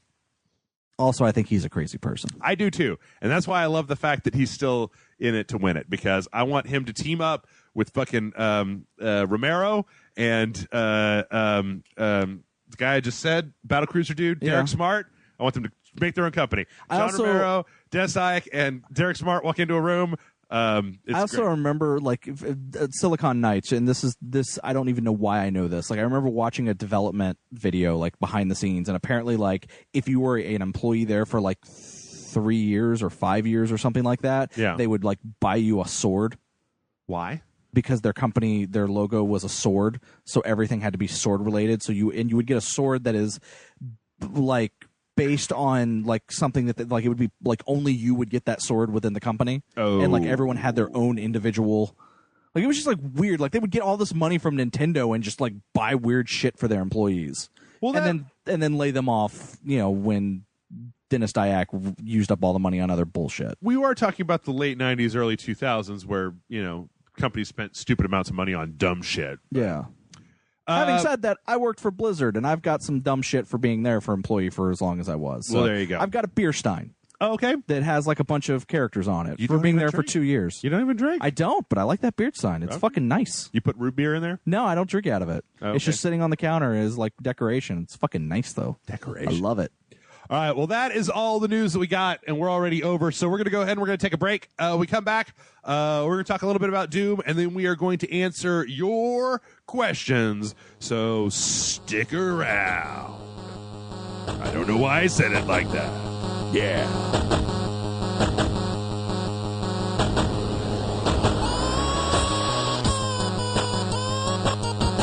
And we're back. We're back, John. Do you feel back? I'm back, yeah. You back? Yeah, no, I'm back. I'm okay. good. All right, I'm good. here. All right. Yeah, we're back, and we are going to answer your questions. Mail at rageselect.com is the email address. But first, we're going to do a little mini review, John. Mini review? Mini review time. What? Last week, I talked about Uncharted 4 with Nick. This week, I'm going to talk about a little Doom. Okay. Not done talking about Doom yet. So, Doom came out. Yeah. And fucking Doom is great. Yes, it is. It's so good. Yes, it is. And I know I keep talking about it, but like Doom is an example of a thing that is near and dear to my heart. And I've said this a bunch of times. If you watch the Sunday streaming, I'm sorry, this is all going to be a repeat, but Doom has smartly taken nostalgia and used it as a baseline to make a game that is different enough than so many of the other first-person shooters that we have that it's got its own flavor, and it's long enough and deep enough and interesting enough, and that makes it sound real dirty when I say it like that, long and deep and interesting, that it really sets itself apart from other games. Like, it's not just like a carbon copy. Like, it would be fine, or that we live in a day and an age where it would be fine for id to take Doom and just make like just kind of a bullshit, whatever. We're going to take Doom 3, we're going to make it a little bit more action-packed, we're going to up the resolution a little bit, and we're just going to put that out. We're going to remake all your favorite things, and we're just going to put it out. It's going to be a shooter. It's going to be kind of generic. It's going to be fine. We're trading on the name. But that's totally not what's happening here. All right, so Doom is a continuation, actually. Yes, of Doom 2. Of Doom 2. And I love the way that it starts, where you're on Mars, you're on it's like way in the future from Doom 2, I guess. Yeah, because apparently at some point you got put in a sarcophagus of some kind. I don't know how that jives at the end of Doom 2 I don't remember 3. the end. I never got to the end of Doom 2, and maybe never played Doom 3. Maybe it was the Doom 3 DLC or something where that happened, but like you wake up. Are you the same character in Doom 3? I in Doom 2? I thought you were a completely different character in Doom 3. I think actually Doom 3 seems more like a reboot because you go to the UAC facility, you show up for the first time. So I'm assuming that this game just ignores Doom 3 entirely. Yeah. But the game starts, you wake up, and it's like you're in this stone sarcophagus, and you look down and you're chained to it, and then you just fucking bust your way. You just rip off the chains. Within like 5 seconds, you have a gun and you're killing things. Yep. You pick up look, there's a gun. I'm going to grab the gun. Shoot those motherfuckers in the face. I'm shot them in the face. You go into the next room, and there's like a sarcophagus that has like the green fucking Doom armor in it, and you pick it up and you put it on, and then like some dude comes and he's like, all right, the portal to hell's been opened. Let's get to work trying to figure this shit out. You seem to stop it the last time, so you can stop it this time, hopefully. It's actually really interesting because, without getting too far into it, the mythology of the game recontextualizes the fully nameless Doom guy as like this primal killing force that has been around for eternity and just slumbers until the legions of hell get too uppity, and then you fucking break out into the world and just start murdering everything. In fact, I love, and this should not be a spoiler, but like as the game goes on, you start in the UAC facility on Mars, you do some stuff there. Eventually, you end up going to hell. Yeah. And in hell, there's actually this further backstory for your character that makes it sound like, like one day this guy appeared and like all of hell couldn't stop him. He was just like, I'm so angry. I'm just murdering everything.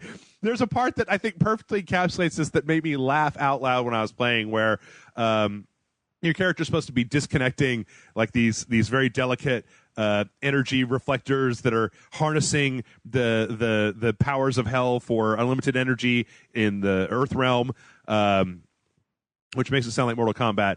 And this guy's like, all right, so the first thing that you need to do is press these 4 buttons. And your character just looks at this big thing and just starts kicking it until it just falls off the wall and blows up. And the guy's like, or you could do it like that.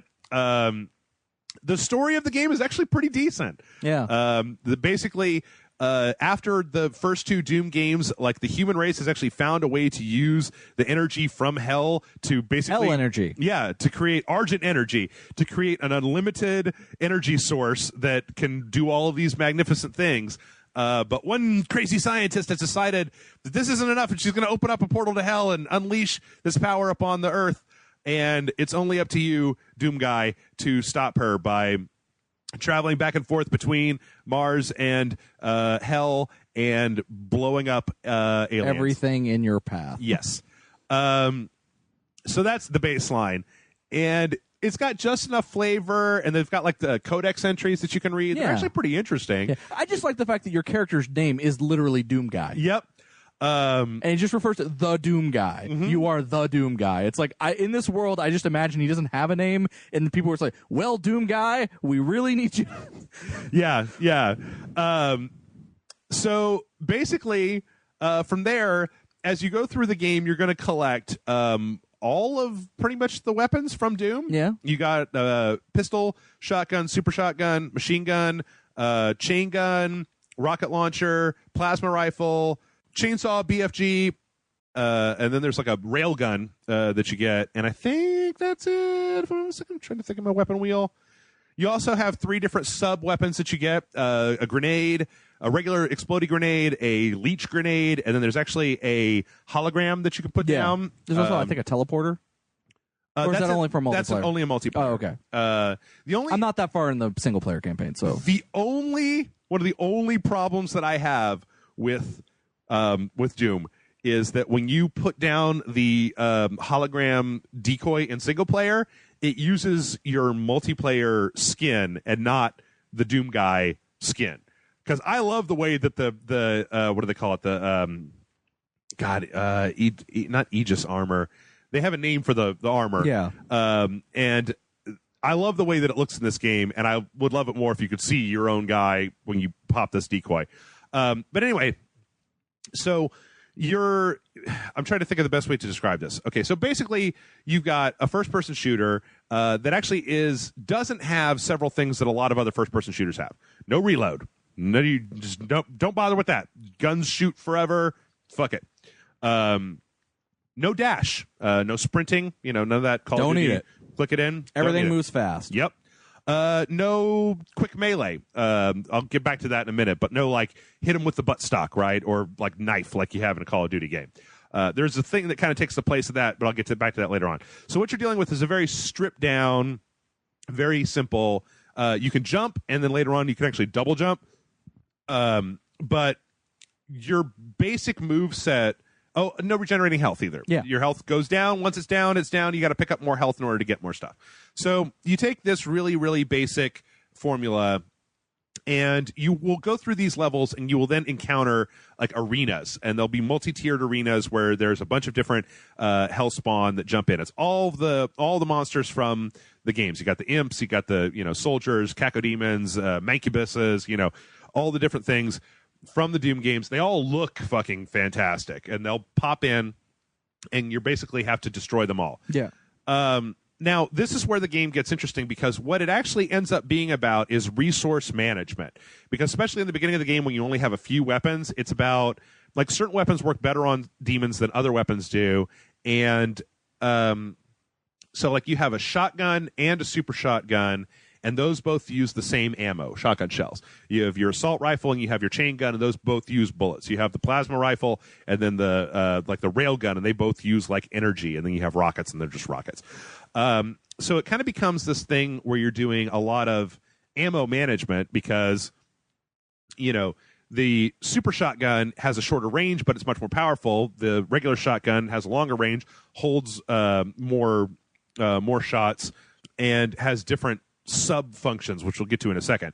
So you're running around, you're trying to kill stuff, you're taking damage. There's no way you're not going to take at least a little bit of damage.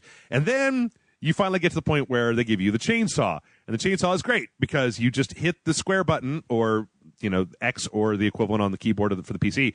You pull out the chainsaw and you can one-hit kill an enemy. And they drop a shit ton of ammo. And they drop a shitload of ammo. So if you need ammo, you can get ammo that way. Also, glory kills, where if you shoot an enemy but you don't actually kill them, they'll start to flash a color, and you can run up to them. You can do this very brutal, like, one-hit kill animation. And if you do that, they always drop health. So you get into this whole state where you're just, like, manically running around in the level while these things spawn, trying to maintain switching between your different weapons to make sure that you're not chewing up all of your ammo. If you get low on health, you want to see if you can't get an enemy to a state where you can do a glory kill on them. You might need to whip out the chainsaw from time to time. Later on, you get the BFG, which is pretty cool because it just kills everything in the area. And then in addition, those areas have like some areas will have like a quad damage or a haste or an invisibility or, super health or things like that. So I think there was one that I got that was like enraged or whatever it is. And Berserk? The Berserk where it's just your fists and you're running around punching shit. It's so good. Yeah, you just have your fists out and every kill is a glory kill. So it's like you just point at an enemy and hit the attack button. And the guy just literally just like grabs the middle of their chest and just tears the demon in twain. It's so satisfying. It's super satisfying. The whole time, it's like heavy metal music is playing in the background. Those explosions happening. You're hearing demon screams all around you. So there's all that. But wait, because we're not done yet. No. Because every single weapon in the game also has 2 different alt-fire modes that you can unlock. For example, the machine gun has a scope that you can put on it, so you can actually zoom in from a distance and hit people at range. Or it has a little bunch of mini missiles that pop up that you can like kind of home on and they'll lock on to an enemy and then they'll blow up. And you can only have one of those activated at a time. So every single weapon has 2 different sub modes that you can switch between on the fly that also give you additional ways to shoot things. Like there's the plasma rifle has a stun function where you can shoot a grenade that stuns enemies for a certain amount of time, or it actually builds up like a big pulse wave that'll hurt enemies. So you're running around, you're switching between the different sub-weapons, you're switching between different grenades, you're switching between, am I using the chainsaw, and pull out the BFG, do this, do that. Whole thing just becomes like, and they introduce it so perfectly, just a little bit at a time, to the point where, as you're getting these things, by the time you've got a full weapon wheel and they're throwing every enemy in the book at you by every 25 seconds, like you're just raring to go, and it's action-packed. And sometimes you die so terribly, and it's fine because then you get to do it all over again, and you're like, yeah! Now, as if all of that shit wasn't enough, this game might have more upgrades per capita than any other game that I've ever played in my entire life. There are, count them, armor upgrades, rune upgrades, secondary armor upgrades, secondary weapon upgrades. Yeah, and that's it. So in every level you can pick up, there's these orbs that you can pick up that'll let you basically upgrade your top tier health, armor, or ammo. Your Praetor armor, that's what it's called, has 4 different subsystems that each have upgrades on them that'll do things like show you where secrets are, or like give you additional time when you pick up like quad damage or things like that. And then each individual weapon has, like, in the subcategories, like the mini missiles on the machine gun, right? You'll have 2 different weapon upgrades that are like missiles recharge faster, and then the missiles do more damage or something like that.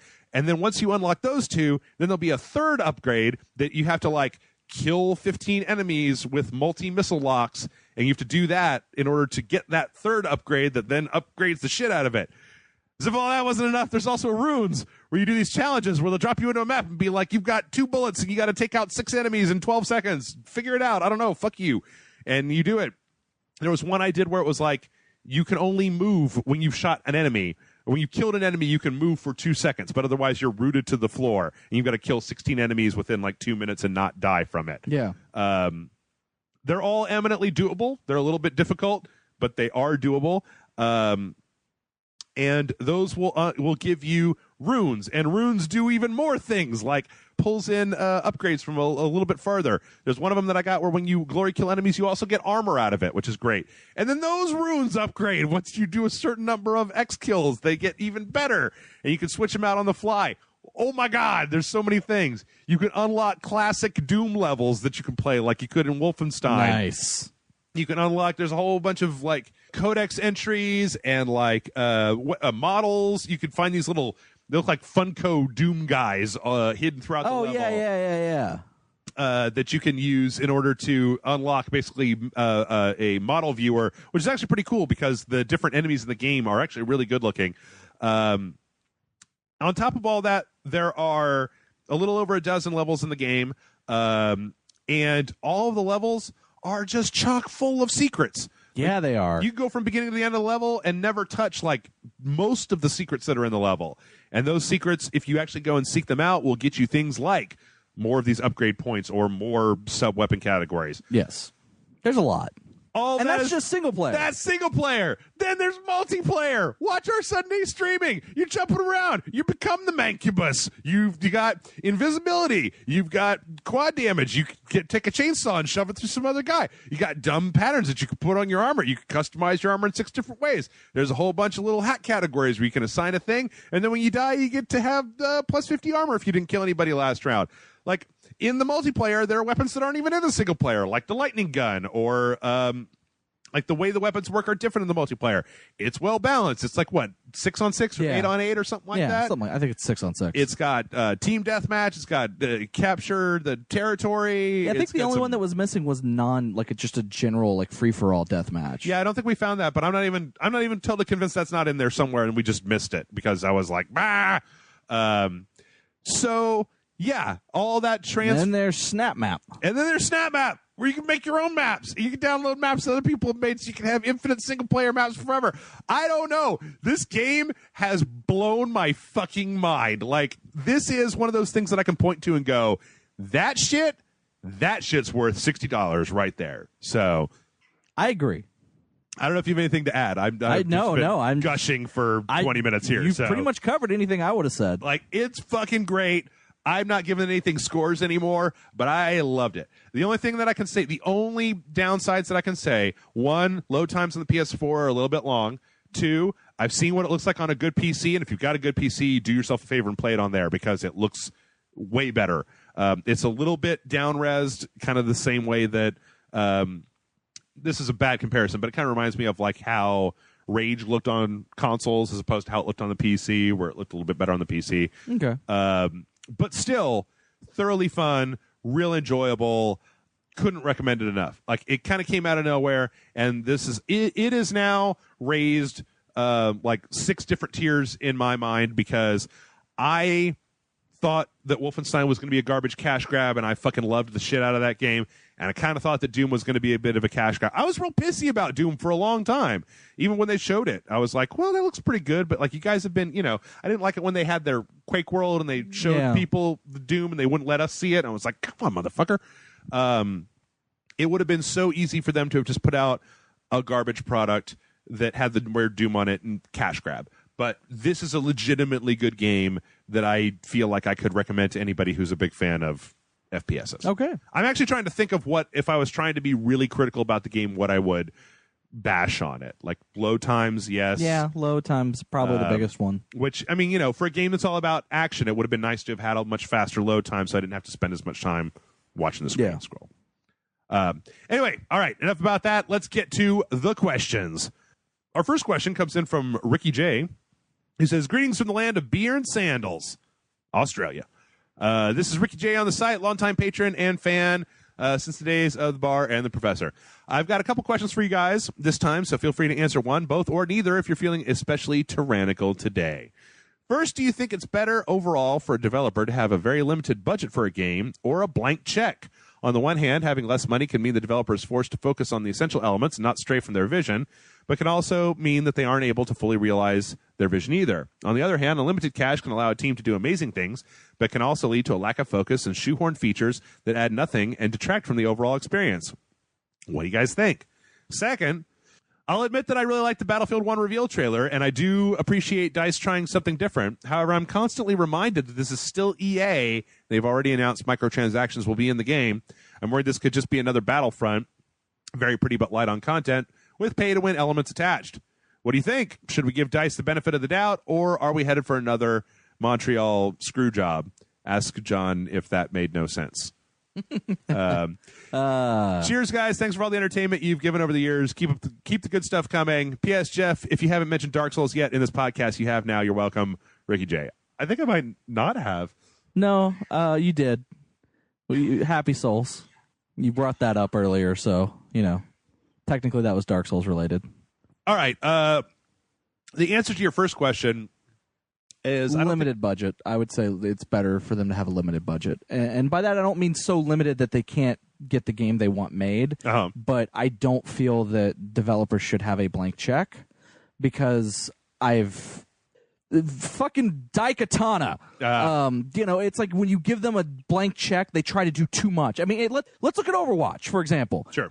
When they basically were told, do whatever you want, and they were trying to make Titan, it wasn't fun. They've said themselves it wasn't fun. And then they went, well, this part is fun. The rest of this game is shit. Why don't we just focus on this one idea that we thought was really good? Yeah, let's do that. So then they honed it down to just this one thing, and they made a really good game from it. Sure. And I think that having basically an unlimited budget to just do whatever the fuck you want sometimes can be, it's good, but it can also be a little weird because then you try to do too much. If you are limited in what you can do, you tend to get more creative with what you're doing. Sure. Because you're trying to make that stretch. And I feel like having some limits on things is better. I don't think that there's an intrinsic goodness or badness to it. I feel like it depends on the studio. It does. It does for the most part. Like, Irrational really fucked up with the amount of money that they dumped into BioShock Infinite. And I like BioShock Infinite, the game, but, as I understand it, they were very wasteful with their blank check, right? Yeah.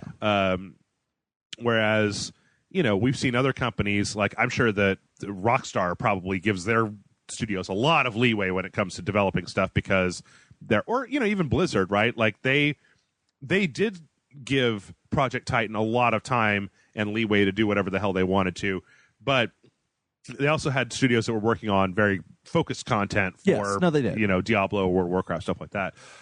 So I honestly feel like it just depends on the studio. Is like I would never hand Dennis Dyack a blank check. No. On the other hand, I don't think I'd ever hand Dennis Dyack a check. I think that handing somebody like Hideo Kojima a blank check could be interesting because the dude has shown that he's not. I still feel that Metal Gear Solid 5 suffered from a limited budget where they got to a certain point and were just like, "You done?" Like I think Kojima wanted out, and I think he purposefully bloated the budget on that one to the point that they would be upset with him. Yeah, I think he purposefully kind of tried to see what he could get away with. To the point of like, what can I do that'll piss them off? I kind of think half that's right, but I also think that I've read too many stories about how dickish Konami is to really give Konami the benefit of the doubt and not be like, there were also assholes. I have a feeling that it kind of came down to just like Kojima finally putting, if that was his way of putting his foot down, fine.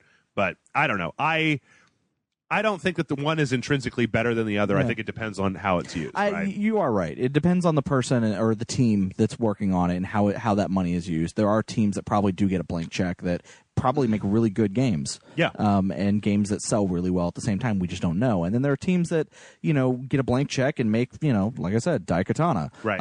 Or teams that give a limited budget and they make fucking best game ever with a tiny budget. Right. As opposed, someone else gets tiny budget and they fucking make Homefront. Right. Yeah. No, I agree. So I think that it all, I mean, I don't know anything about video game budgets, but like, I just spent 20 minutes just talking about how Doom is the best thing of all time. I'd be interested to know how the development budget for Doom compared to something like Watch Dogs, right? Yeah. Because they both seem like AAA high-profile games, but one seemed to use their budget better than the other. Or like Shadow of Mordor, right? Yeah. pick any of those small games that probably had some sort of budget on them. I don't know. To me, it really comes down to how they use their money, not how much money is there. I also feel like I probably shouldn't, talk about like I know what the fuck I'm talking about because I'm speculating for the most part here. I don't know jack shit. We're all speculating. Welcome to the Speculation Podcast. And secondly, is this another Montreal screw job? What does that mean? The Montreal screw job is with Bret Hart in the WWE in a match in Montreal, where Bret Hart had the title and he was actually leaving the company to go to WCW, and WCW had the habit of getting title holders to come over to WCW and then throw titles in the WWE titles in the trash live on TV. And the thing is that apparently Bret Hart, there's been multiple things to say Bret Hart was told that he was going to win the match and then he was going to vacate it immediately after the match, after he won, because he was leaving the company. He was going to do the right thing. However, Vince McMahon didn't trust Bret to do the right thing, so instead Shawn Michaels put Bret Hart in a submission move, and then Vince McMahon ran out and told the referee to call for the match and say that Bret Hart submitted. The thing is, this is not story. This is actually one of those moments of real life happening, but totally sounds like it'd be like a story going on on TV. Bret Hart was basically screwed in this match because he wasn't supposed to lose. Right. But Vince kind of fucked him over and made him kind of look stupid, and then basically came out the next night and then kind of turned it a little bit into a story mode, saying, hey, I wanted Bret to do this. Bret wouldn't play ball, so he can go fuck himself. Okay. And then went, hey, people really hate me for that Bret Hart thing. Maybe I should play a character of Vince McMahon who's an evil villain. That totally will work. And then he became the Vince McMahon evil villain character after that. Okay. So it's kind of really art imitating life, imitating art, right back kind of thing, weird thing. But yeah, it's screwed people over. It's basically you're screwing someone over. I mean, the thing about any EA game is take it with a grain of salt. Also, like you said earlier, microtransactions are a thing. They're not going away. Microtransactions are in everything. I'm pretty sure after watching that Battlefield 1 trailer again that there's going to be some kind of story mode. No, there is. They've said there is. Nick and I talked about last week where we were like, there hasn't been a good Battlefield story mode since Bad Company 2. Yeah. Like Battlefield 3, Battlefield 4, they were bad. Yeah. There is going to be a story mode, so you're not going to get... Again, they've come out and said that the reason Star Wars Battlefront, did not have a story mode was because they had to rush it to get it out in time of the movie. Sure. So they just said, fuck it, story mode takes too long, won't do it. Sure. Hardline. Yeah, it was a terrible story. Huh? Battlefield Hardline. I was trying to think of the other one. Oh, Battlefield that had a bad Hardline, story. yeah. Well, that wasn't even DICE. That was Visceral. Fucking Visceral. Get back to making Dead Space. I mean, I don't know. The thing is that without seeing more, let me put it this way, Ricky J. As much as people wanted a story mode in Star Wars, remember that the last 1, 2, 3, 4 Battlefield games that had a story mode, the story mode was terrible. Like, the Hardline story mode was pretty bad. Battlefield 4 story mode was pretty bad. Battlefield 3 generic is what I remember about it. Yeah, story mode pretty bad. That's 3, but still, like, story mode isn't what DICE is known for, at least in my opinion. Like, they're known for multiplayer mode. So, but yeah, I mean, keep an eye on Battlefield 1 and read the reviews when it comes out. Yeah. Could be good, could be bad. Like, at this point, all we've got is that one trailer. It was a great trailer, but they know how to make trailers, over at EA. So, could be a terrible, terrible game. I'm sure there was at least one Homefront trailer that looked semi-decent before the game came out. But, blurg. All right. Lord knows I didn't see it. Next question comes in from, this is Benjamin, who says, hello, Jeff and John.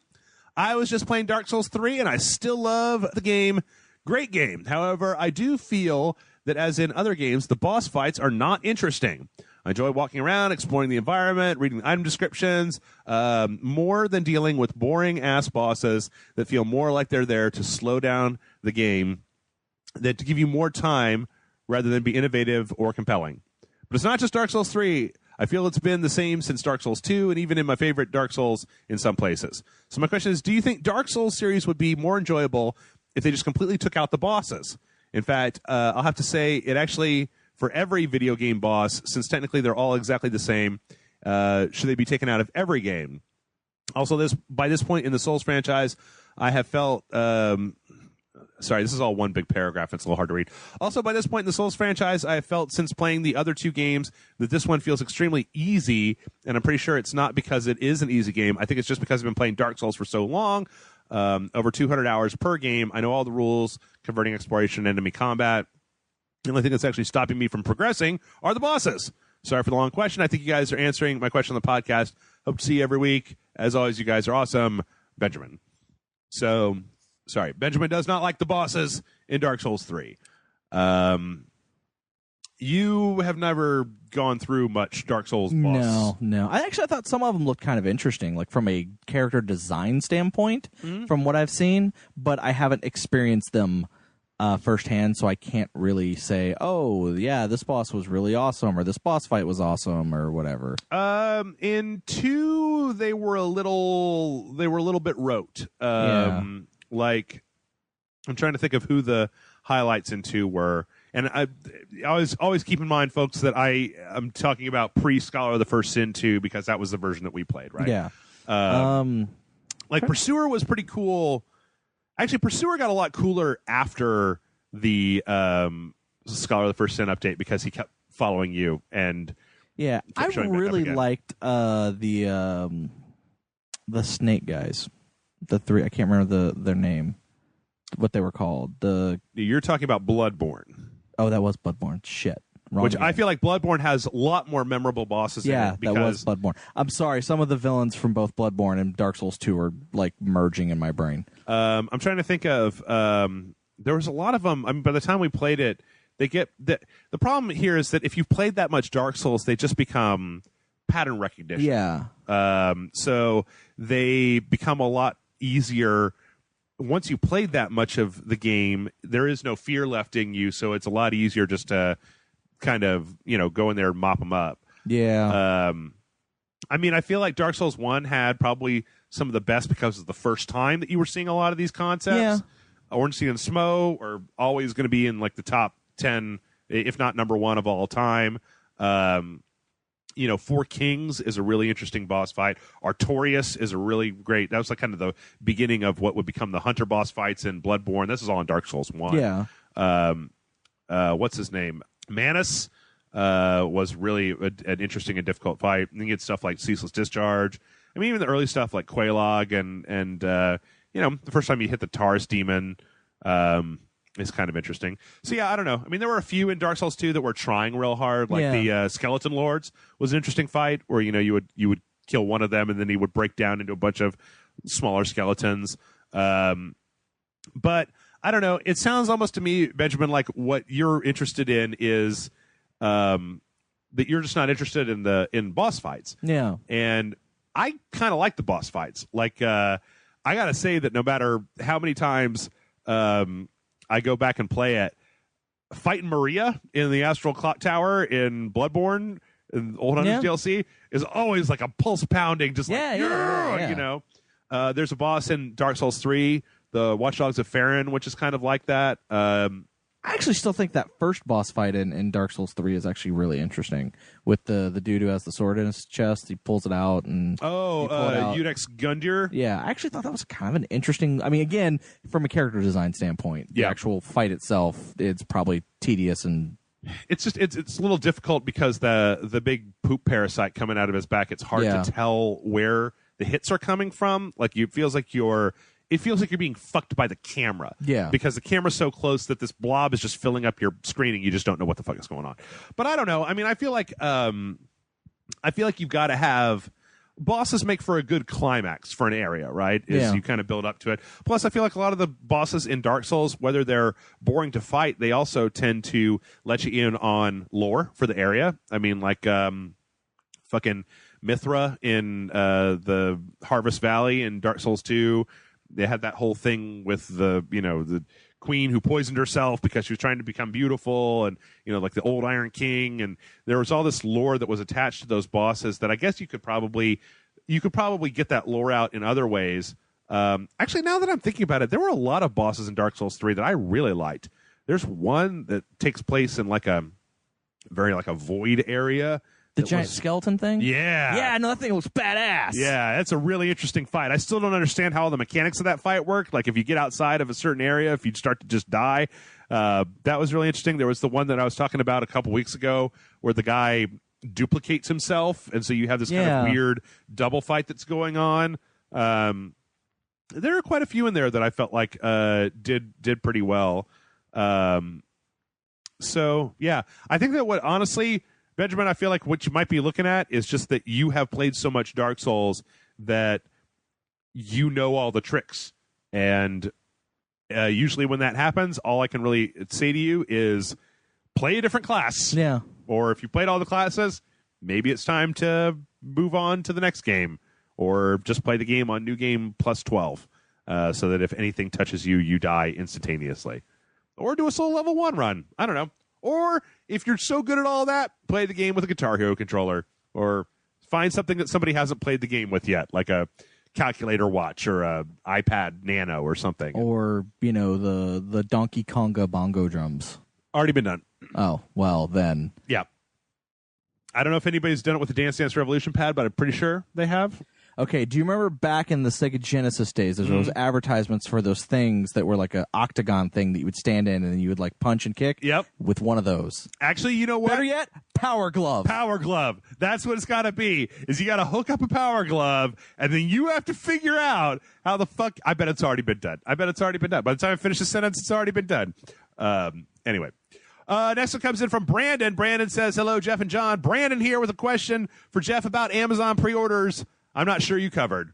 Oh, yes. Jeff, I completely agree with you on how pre-ordering is dumb and unnecessary, but this year Amazon gives you 20% off for pre-ordering the game with them, which is saving you money. Is this enough to have you okay with pre-orders, being that it is saving money instead of DLC skins? If you covered this already, I apologize. I can mainly keep up with the podcast, not the videos, unless I have the time. Thanks for continuing the site. Rage Select and One of Us are the only sites I honestly follow for the content. Loyal patron Brandon. I think we talked about this briefly on a live stream, on a Sunday streaming. I've answered it on a podcast before, but it's one of those things that comes up from time to time. Yeah.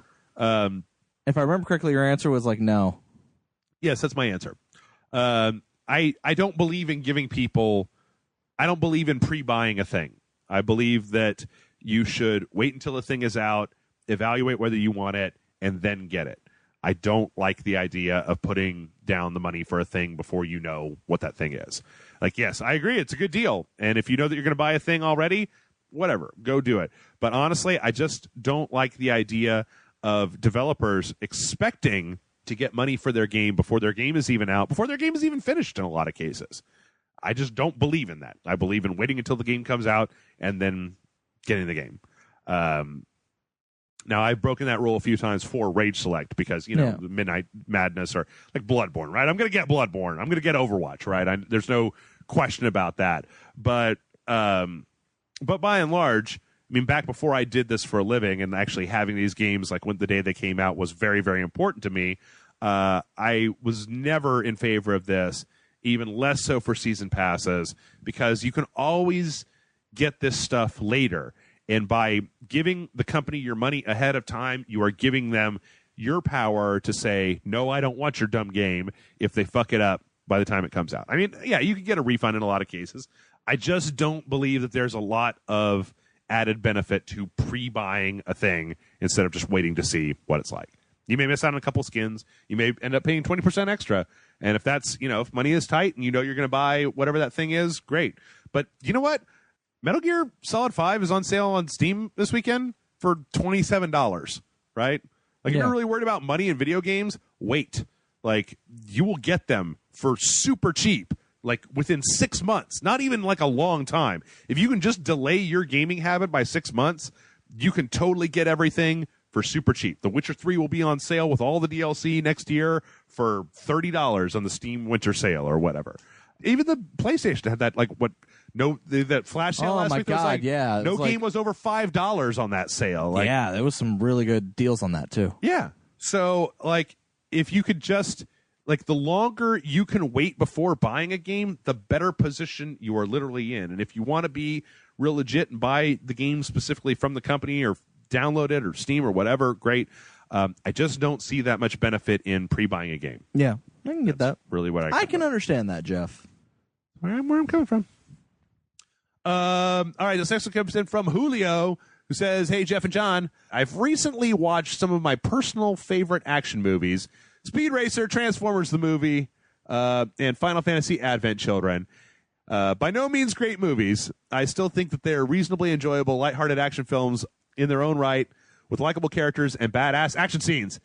I wondered, why do films like Transformers, Speed Racer, and Pacific Rim get criticized for focusing on action, having mediocre stories, and not having enough character development, but games like Bulletstorm, Saints Row 4, and most every Platinum game," and he says, "Sorry, Jeff, I don't know why," get called some of the best video games by critics, even though they have a lot of the same problems these films have. It just confuses me. Why do you think this is? Why do films get criticized for just being lighthearted, stupid action movies, but video games get a free pass for being lighthearted and stupid as well? Thanks for answering my question, Julio." And then he says, "P.S. I recently saw you and Brian Salisbury Dojo of Devil May Cry 4, a special edition, and all I have to say is, get good, scrub. What you can play through Dark Souls and Bloodborne, but you can't get a triple S rank on normal mode? Fucking poser. JK, I love you guys. Julio," again. I can answer this question very simply with one word. Go for it. Interactivity.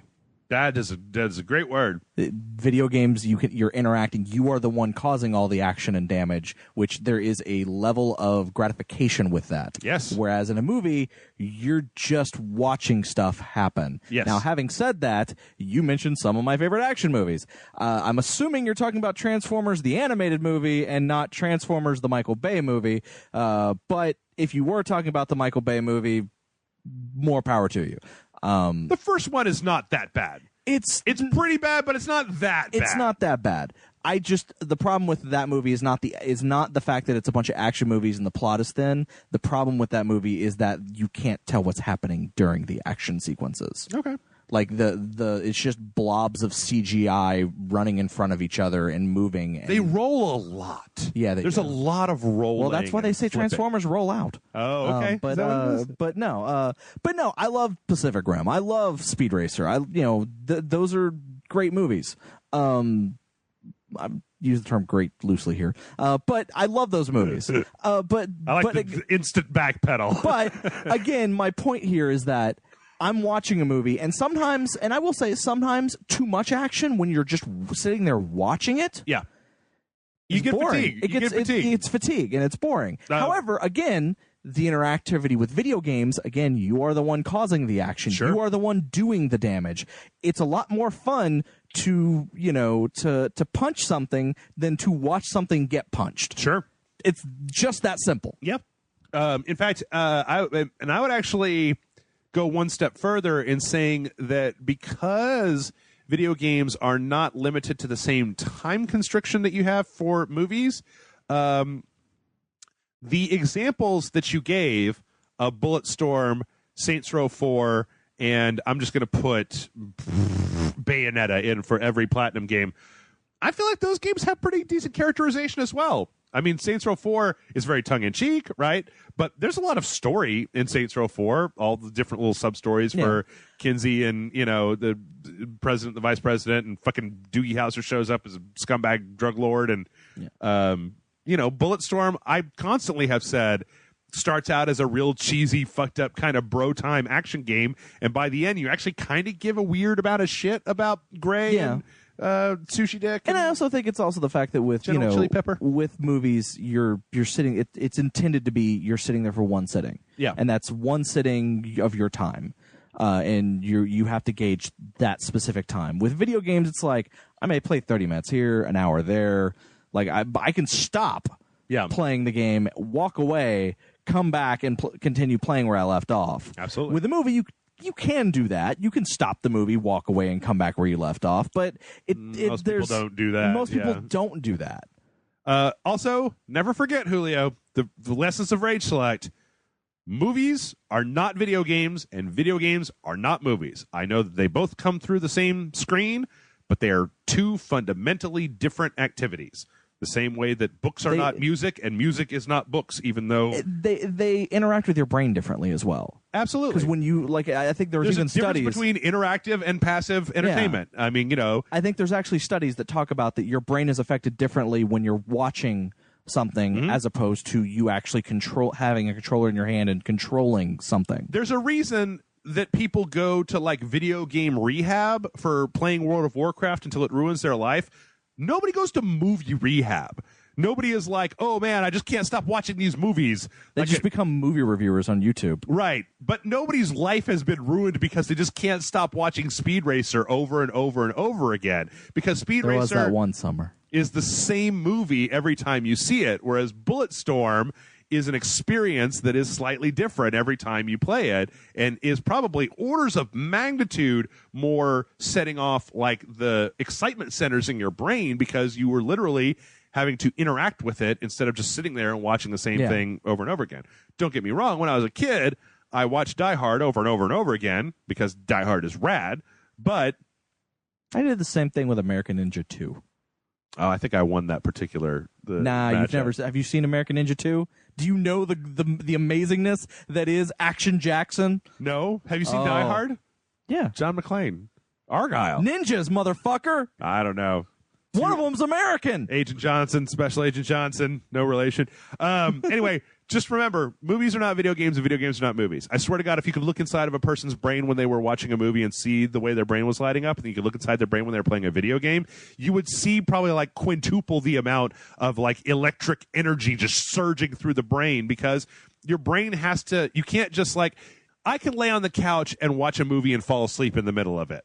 I can't fall asleep while I'm playing a video game. Like, I can't just be like... I can. I have. Oh, you have? Yeah. iPad game or console game? Console. Really? I can't remember what it was, but there was a game that I was literally nodding off while playing it. Okay, well, that's probably the game's fault more than anything else. But no, actually, I was really, really fucking tired. Okay, you were really tired.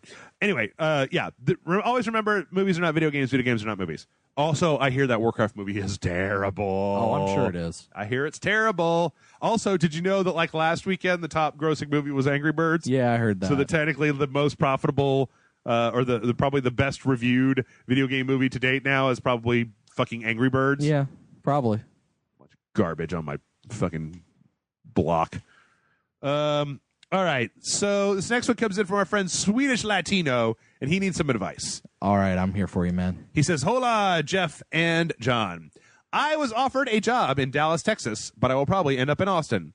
Taking this job will let me do a thing that I love for a living, playing sports ball. But I think I will have a problem with living in America because I am a hardcore socialist, or a communist, as you say in America. Ha ha.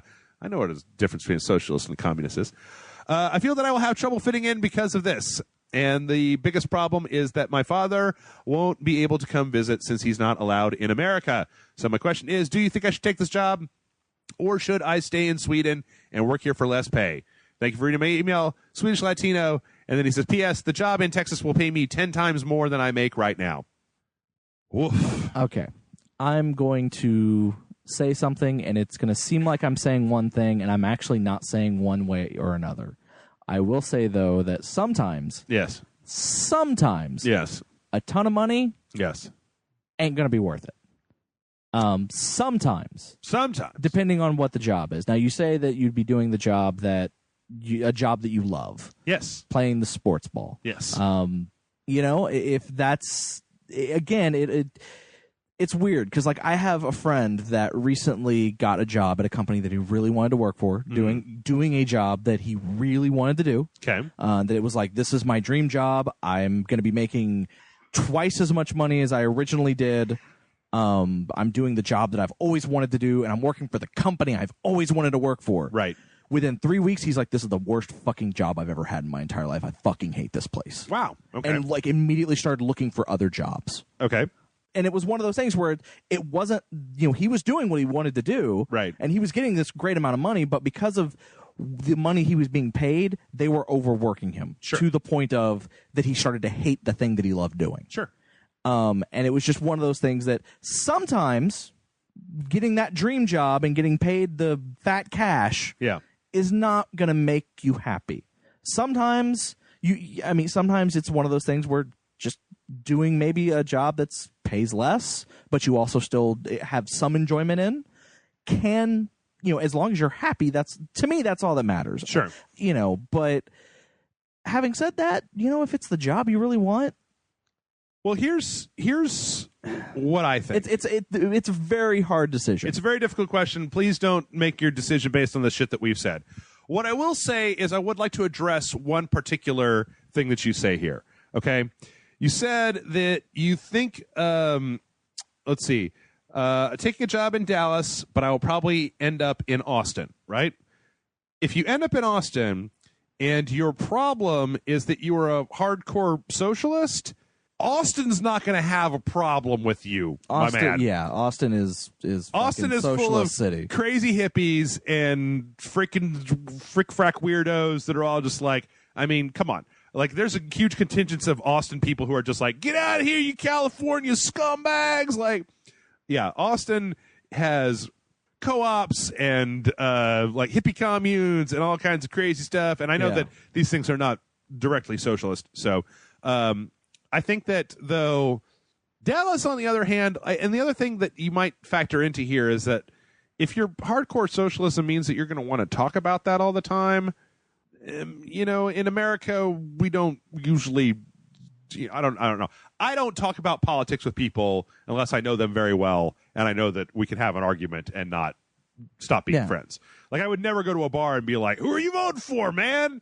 And then get into a conversation about, like, go fucking Bernie Trump card 2016, whatever. Because, however, I do know quite a few people in Austin that are like that. That will talk. It's like, let's talk about Bernie. Let's talk about Hillary. Let's talk about fucking, you know, how lame Donald Trump is. Yeah. And, you know, let's talk about, you know, I'm a socialist and I'm not a socialist. And what does a socialist mean? Like, there are people I know that have those conversations very publicly and very often in Austin. I don't participate in those conversations because I don't care. John's part of the like relaxation party, kind of just like, hey man, you're like the biggest stoner who doesn't actually smoke weed that I know. Yeah, no, I get that a lot. Actually. But yeah, I don't know. It kind of depends. Like, it sounds like kind of a no-brainer, my friend. I mean, you know, you get paid to do something that you like. You're going to get paid 10 times more than you're getting paid where you are right now. You get to come to the United States, have a thing. I think that you'll find that... I mean, it does suck that your father, essentially your family, is not going to be able to visit you. Absolutely. I know that's Amanda. Yeah. She's from California. Yeah. And we don't let Californians in here anymore. No. It's like, but her, you know, her family doesn't really have the time to come down here, and we very often don't have the time to go to there. Right. Because also it's a lot of money to go from here to California. Sure. There have been times that she's like, I kind of want to move back to California, maybe not the same city, but somewhere near by, because I miss my family. Sure. And you know and those are things that we've talked about. You know, we've erred on the side of we can't really afford to do either, so it doesn't matter. You know, but you know, those are things that we've talked about, and family is a big thing for her. Sure. And so that's also something. If being able to visit your dad or have your dad visit you is a super important factor in your life, that's also something to consider. Yeah. You know, because I mean that's again gonna affect your happiness. If seeing your dad is something that is a big thing for you, then you want to be in a situation where you can see your dad, or where your dad can come visit you, or something like that. You don't want to go somewhere where he's never going to see you and he can't go, and you don't have the time to go visit him, kind of thing. Yeah, I mean, I don't know if your main issue is just fitting in with people. I will say that Texas is going to be a little bit more difficult. Yeah. Austin's going to be easy because Austin's just a liberal cesspool. Yeah, I will say you mentioned Texas is I'm still a little bit confused of have a job in Dallas, but I'll probably end up in Austin. If it's a thing where your job is in Dallas and you're thinking, well, I'll just live in Austin and commute. No, not that's that. like a 4 or 5 hour drive. Yeah, you don't want to do that. That's not doable here. And I mean, you know, not to put the kibosh on your plans or anything, but I don't like Dallas at all. Dallas is fucking terrible. It's not a very good town. I mean, there's some suburbs that are, you know, whatever. There's going to be places you could find that has a fast food and apartments and a fucking movie theater, right? I think it's hilarious. Amanda, the only time she's ever been to Dallas was on a bus ride, when driving to out of state to a friend's and then coming back. Yeah. And she's like, I don't ever want to go to Dallas. I don't like Dallas. Yep. Dallas is terrible. I saw things and I never left the bus. I saw things though. I saw things in Dallas that no, we're never going to Dallas. I'm like, all right, cool. Last time I was in Dallas, my girlfriend at the time's brother got in a car accident and we had to go and he was growing weed in the closet of his apartment. And we had to get rid of it before his parents came to collect his stuff. Nice. It was a little strange. Anyway, I don't know, Swedish Latino. It sounds like an interesting adventure, and if you feel like you're up for it, I'm always a big fan of just trying shit. Yeah. Yeah, I mean, I feel like I wouldn't if you are looking at the internet and basing whether you're going to be able to fit in with people based on the way that Americans are shitty on Twitter, know that in person most of us are a little bit less shitty than that, or quite a bit less shitty than that. It's a cross-section of garbage people that are crazy. But generally speaking, you can talk to people. And especially, like I said, if you are going to be in Austin, don't worry about the socialism thing. It'll probably get you girls in Austin, man. Yeah, I mean, I think the biggest takeaway from what me and Jeff are saying, less so much what specifically we're saying, but more so that just make sure you think about every factor of it. Sure. Don't just go, well, it's my dream job and it's going to give me lots of money, so fuck it, I'm doing it. Yeah. But also at the same time, don't go, well, it's something different and something new and in a strange place and I won't fit out there, so never, fuck it, I'm not doing it. It's actually like kind of weigh the pros and cons of it. Like actually, and I'm sure you are doing this and you're just wanting other voices of opinion to kind of help figure out which one you're going to do. Yep. So, I'm sure we were absolutely no help. Yeah. No, that was exactly what my plan was from the beginning. All right. So let's see. Let's go through here real quick. Brockety Brock asks, "Hey Jeff and John, as of yesterday, I came by the news of Gearbox lowering their price on Battleborn to $40 all the way to Saturday for their new DLC character, Eleni. And possibly because Overwatch just came out this week. Wait, what? When did this come in? This came out yesterday. Okay, I don't understand you, Brockety Brock. Anyway, was wondering if a price cut 3 weeks in is any sign of desperation from the company that brought Borderlands 1 and 2. And yeah, since Overwatch's game plan was clear as day from the beginning, I think that Gearbox tremendously failed at promoting what exactly they wanted for Bloodborne and still have no clue after watching plenty of videos. Thanks so much, and praise the dong, Brockety Brock. You said Bloodborne. It should have been Battleborn. Battleborn. Sorry. Battleborn. Yeah. When did I say it? At the very beginning? No, you said it the last time. Okay, good. So I've played Battleborn. Mm-hmm. It is a completely different game than Overwatch, Yep. but I totally get why people made a lot of the same comparisons. Mm-hmm. I do feel like Battleborn made a lot of mistakes with their game. Yeah. However, I also feel like they did some things that are better than Overwatch did. Mm-hmm. Having said that, I know a lot of people saw Battleborn and played the beta for that, and then played the beta for Overwatch, and then went, you know what? I like Overwatch better. Fuck you, Battleborn. You're the same game. Yeah. And you're like subpar version of it. And that's not true. But it's a tackling, outside of the fact that they're both first-person shooters. Yeah. In a sense, they are a different beast. I'm a little upset at this bullshit. Yeah. I mean, it's 40% off. It's $35. Yeah. Oh no, did you hear the fuck up that happened on Amazon about this? No. So Amazon apparently put the digital, or not the digital, but the collector's edition for also for 40 or like $30. Oh wow. For like a full day.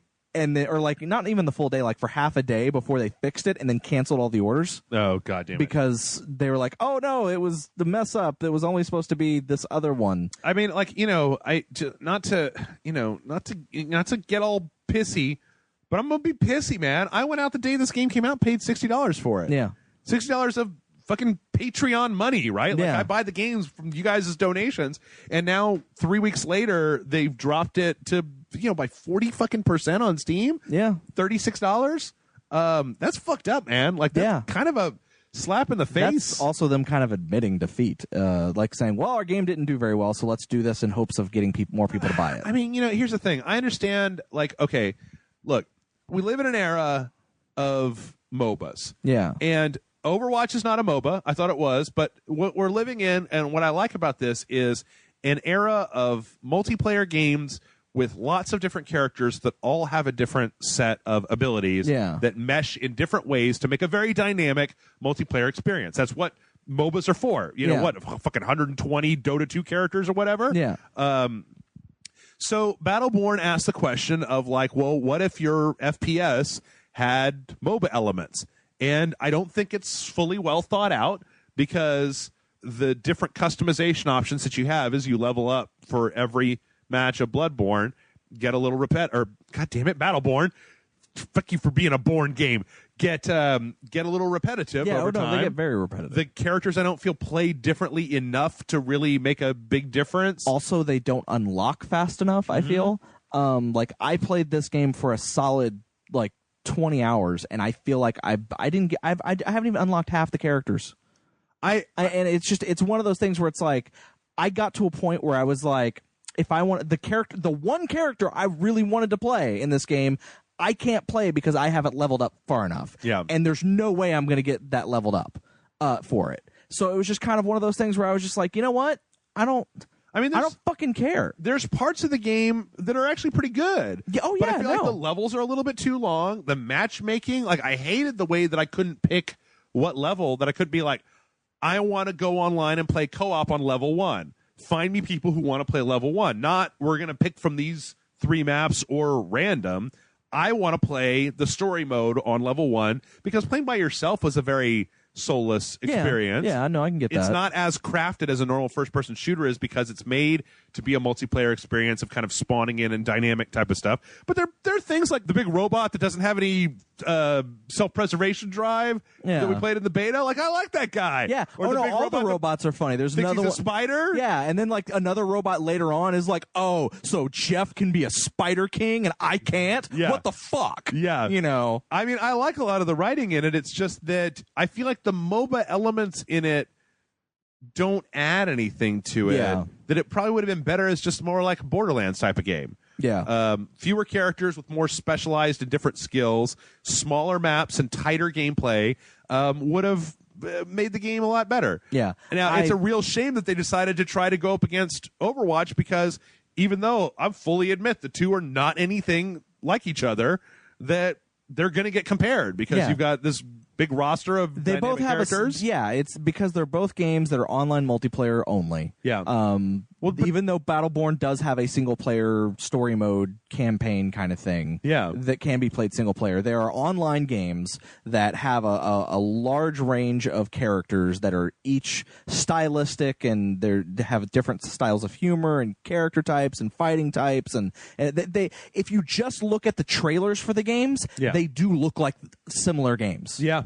But when you actually play them, that's when you realize, oh no, these are two completely different games. Actually, I'm looking at this trailer right now. I'm almost starting to think that the main thing that might have been holding Battleborn back is just let me play all of your wonderful creative characters that you made from the beginning. Yeah, no. That's actually the give biggest me failure of their company and then their game. Lock fucking 12 or 14 behind unlocks. Just let me play. No. So you pay $60 when this game first came out. You pay $60. Yeah, you get 3 characters out of 20.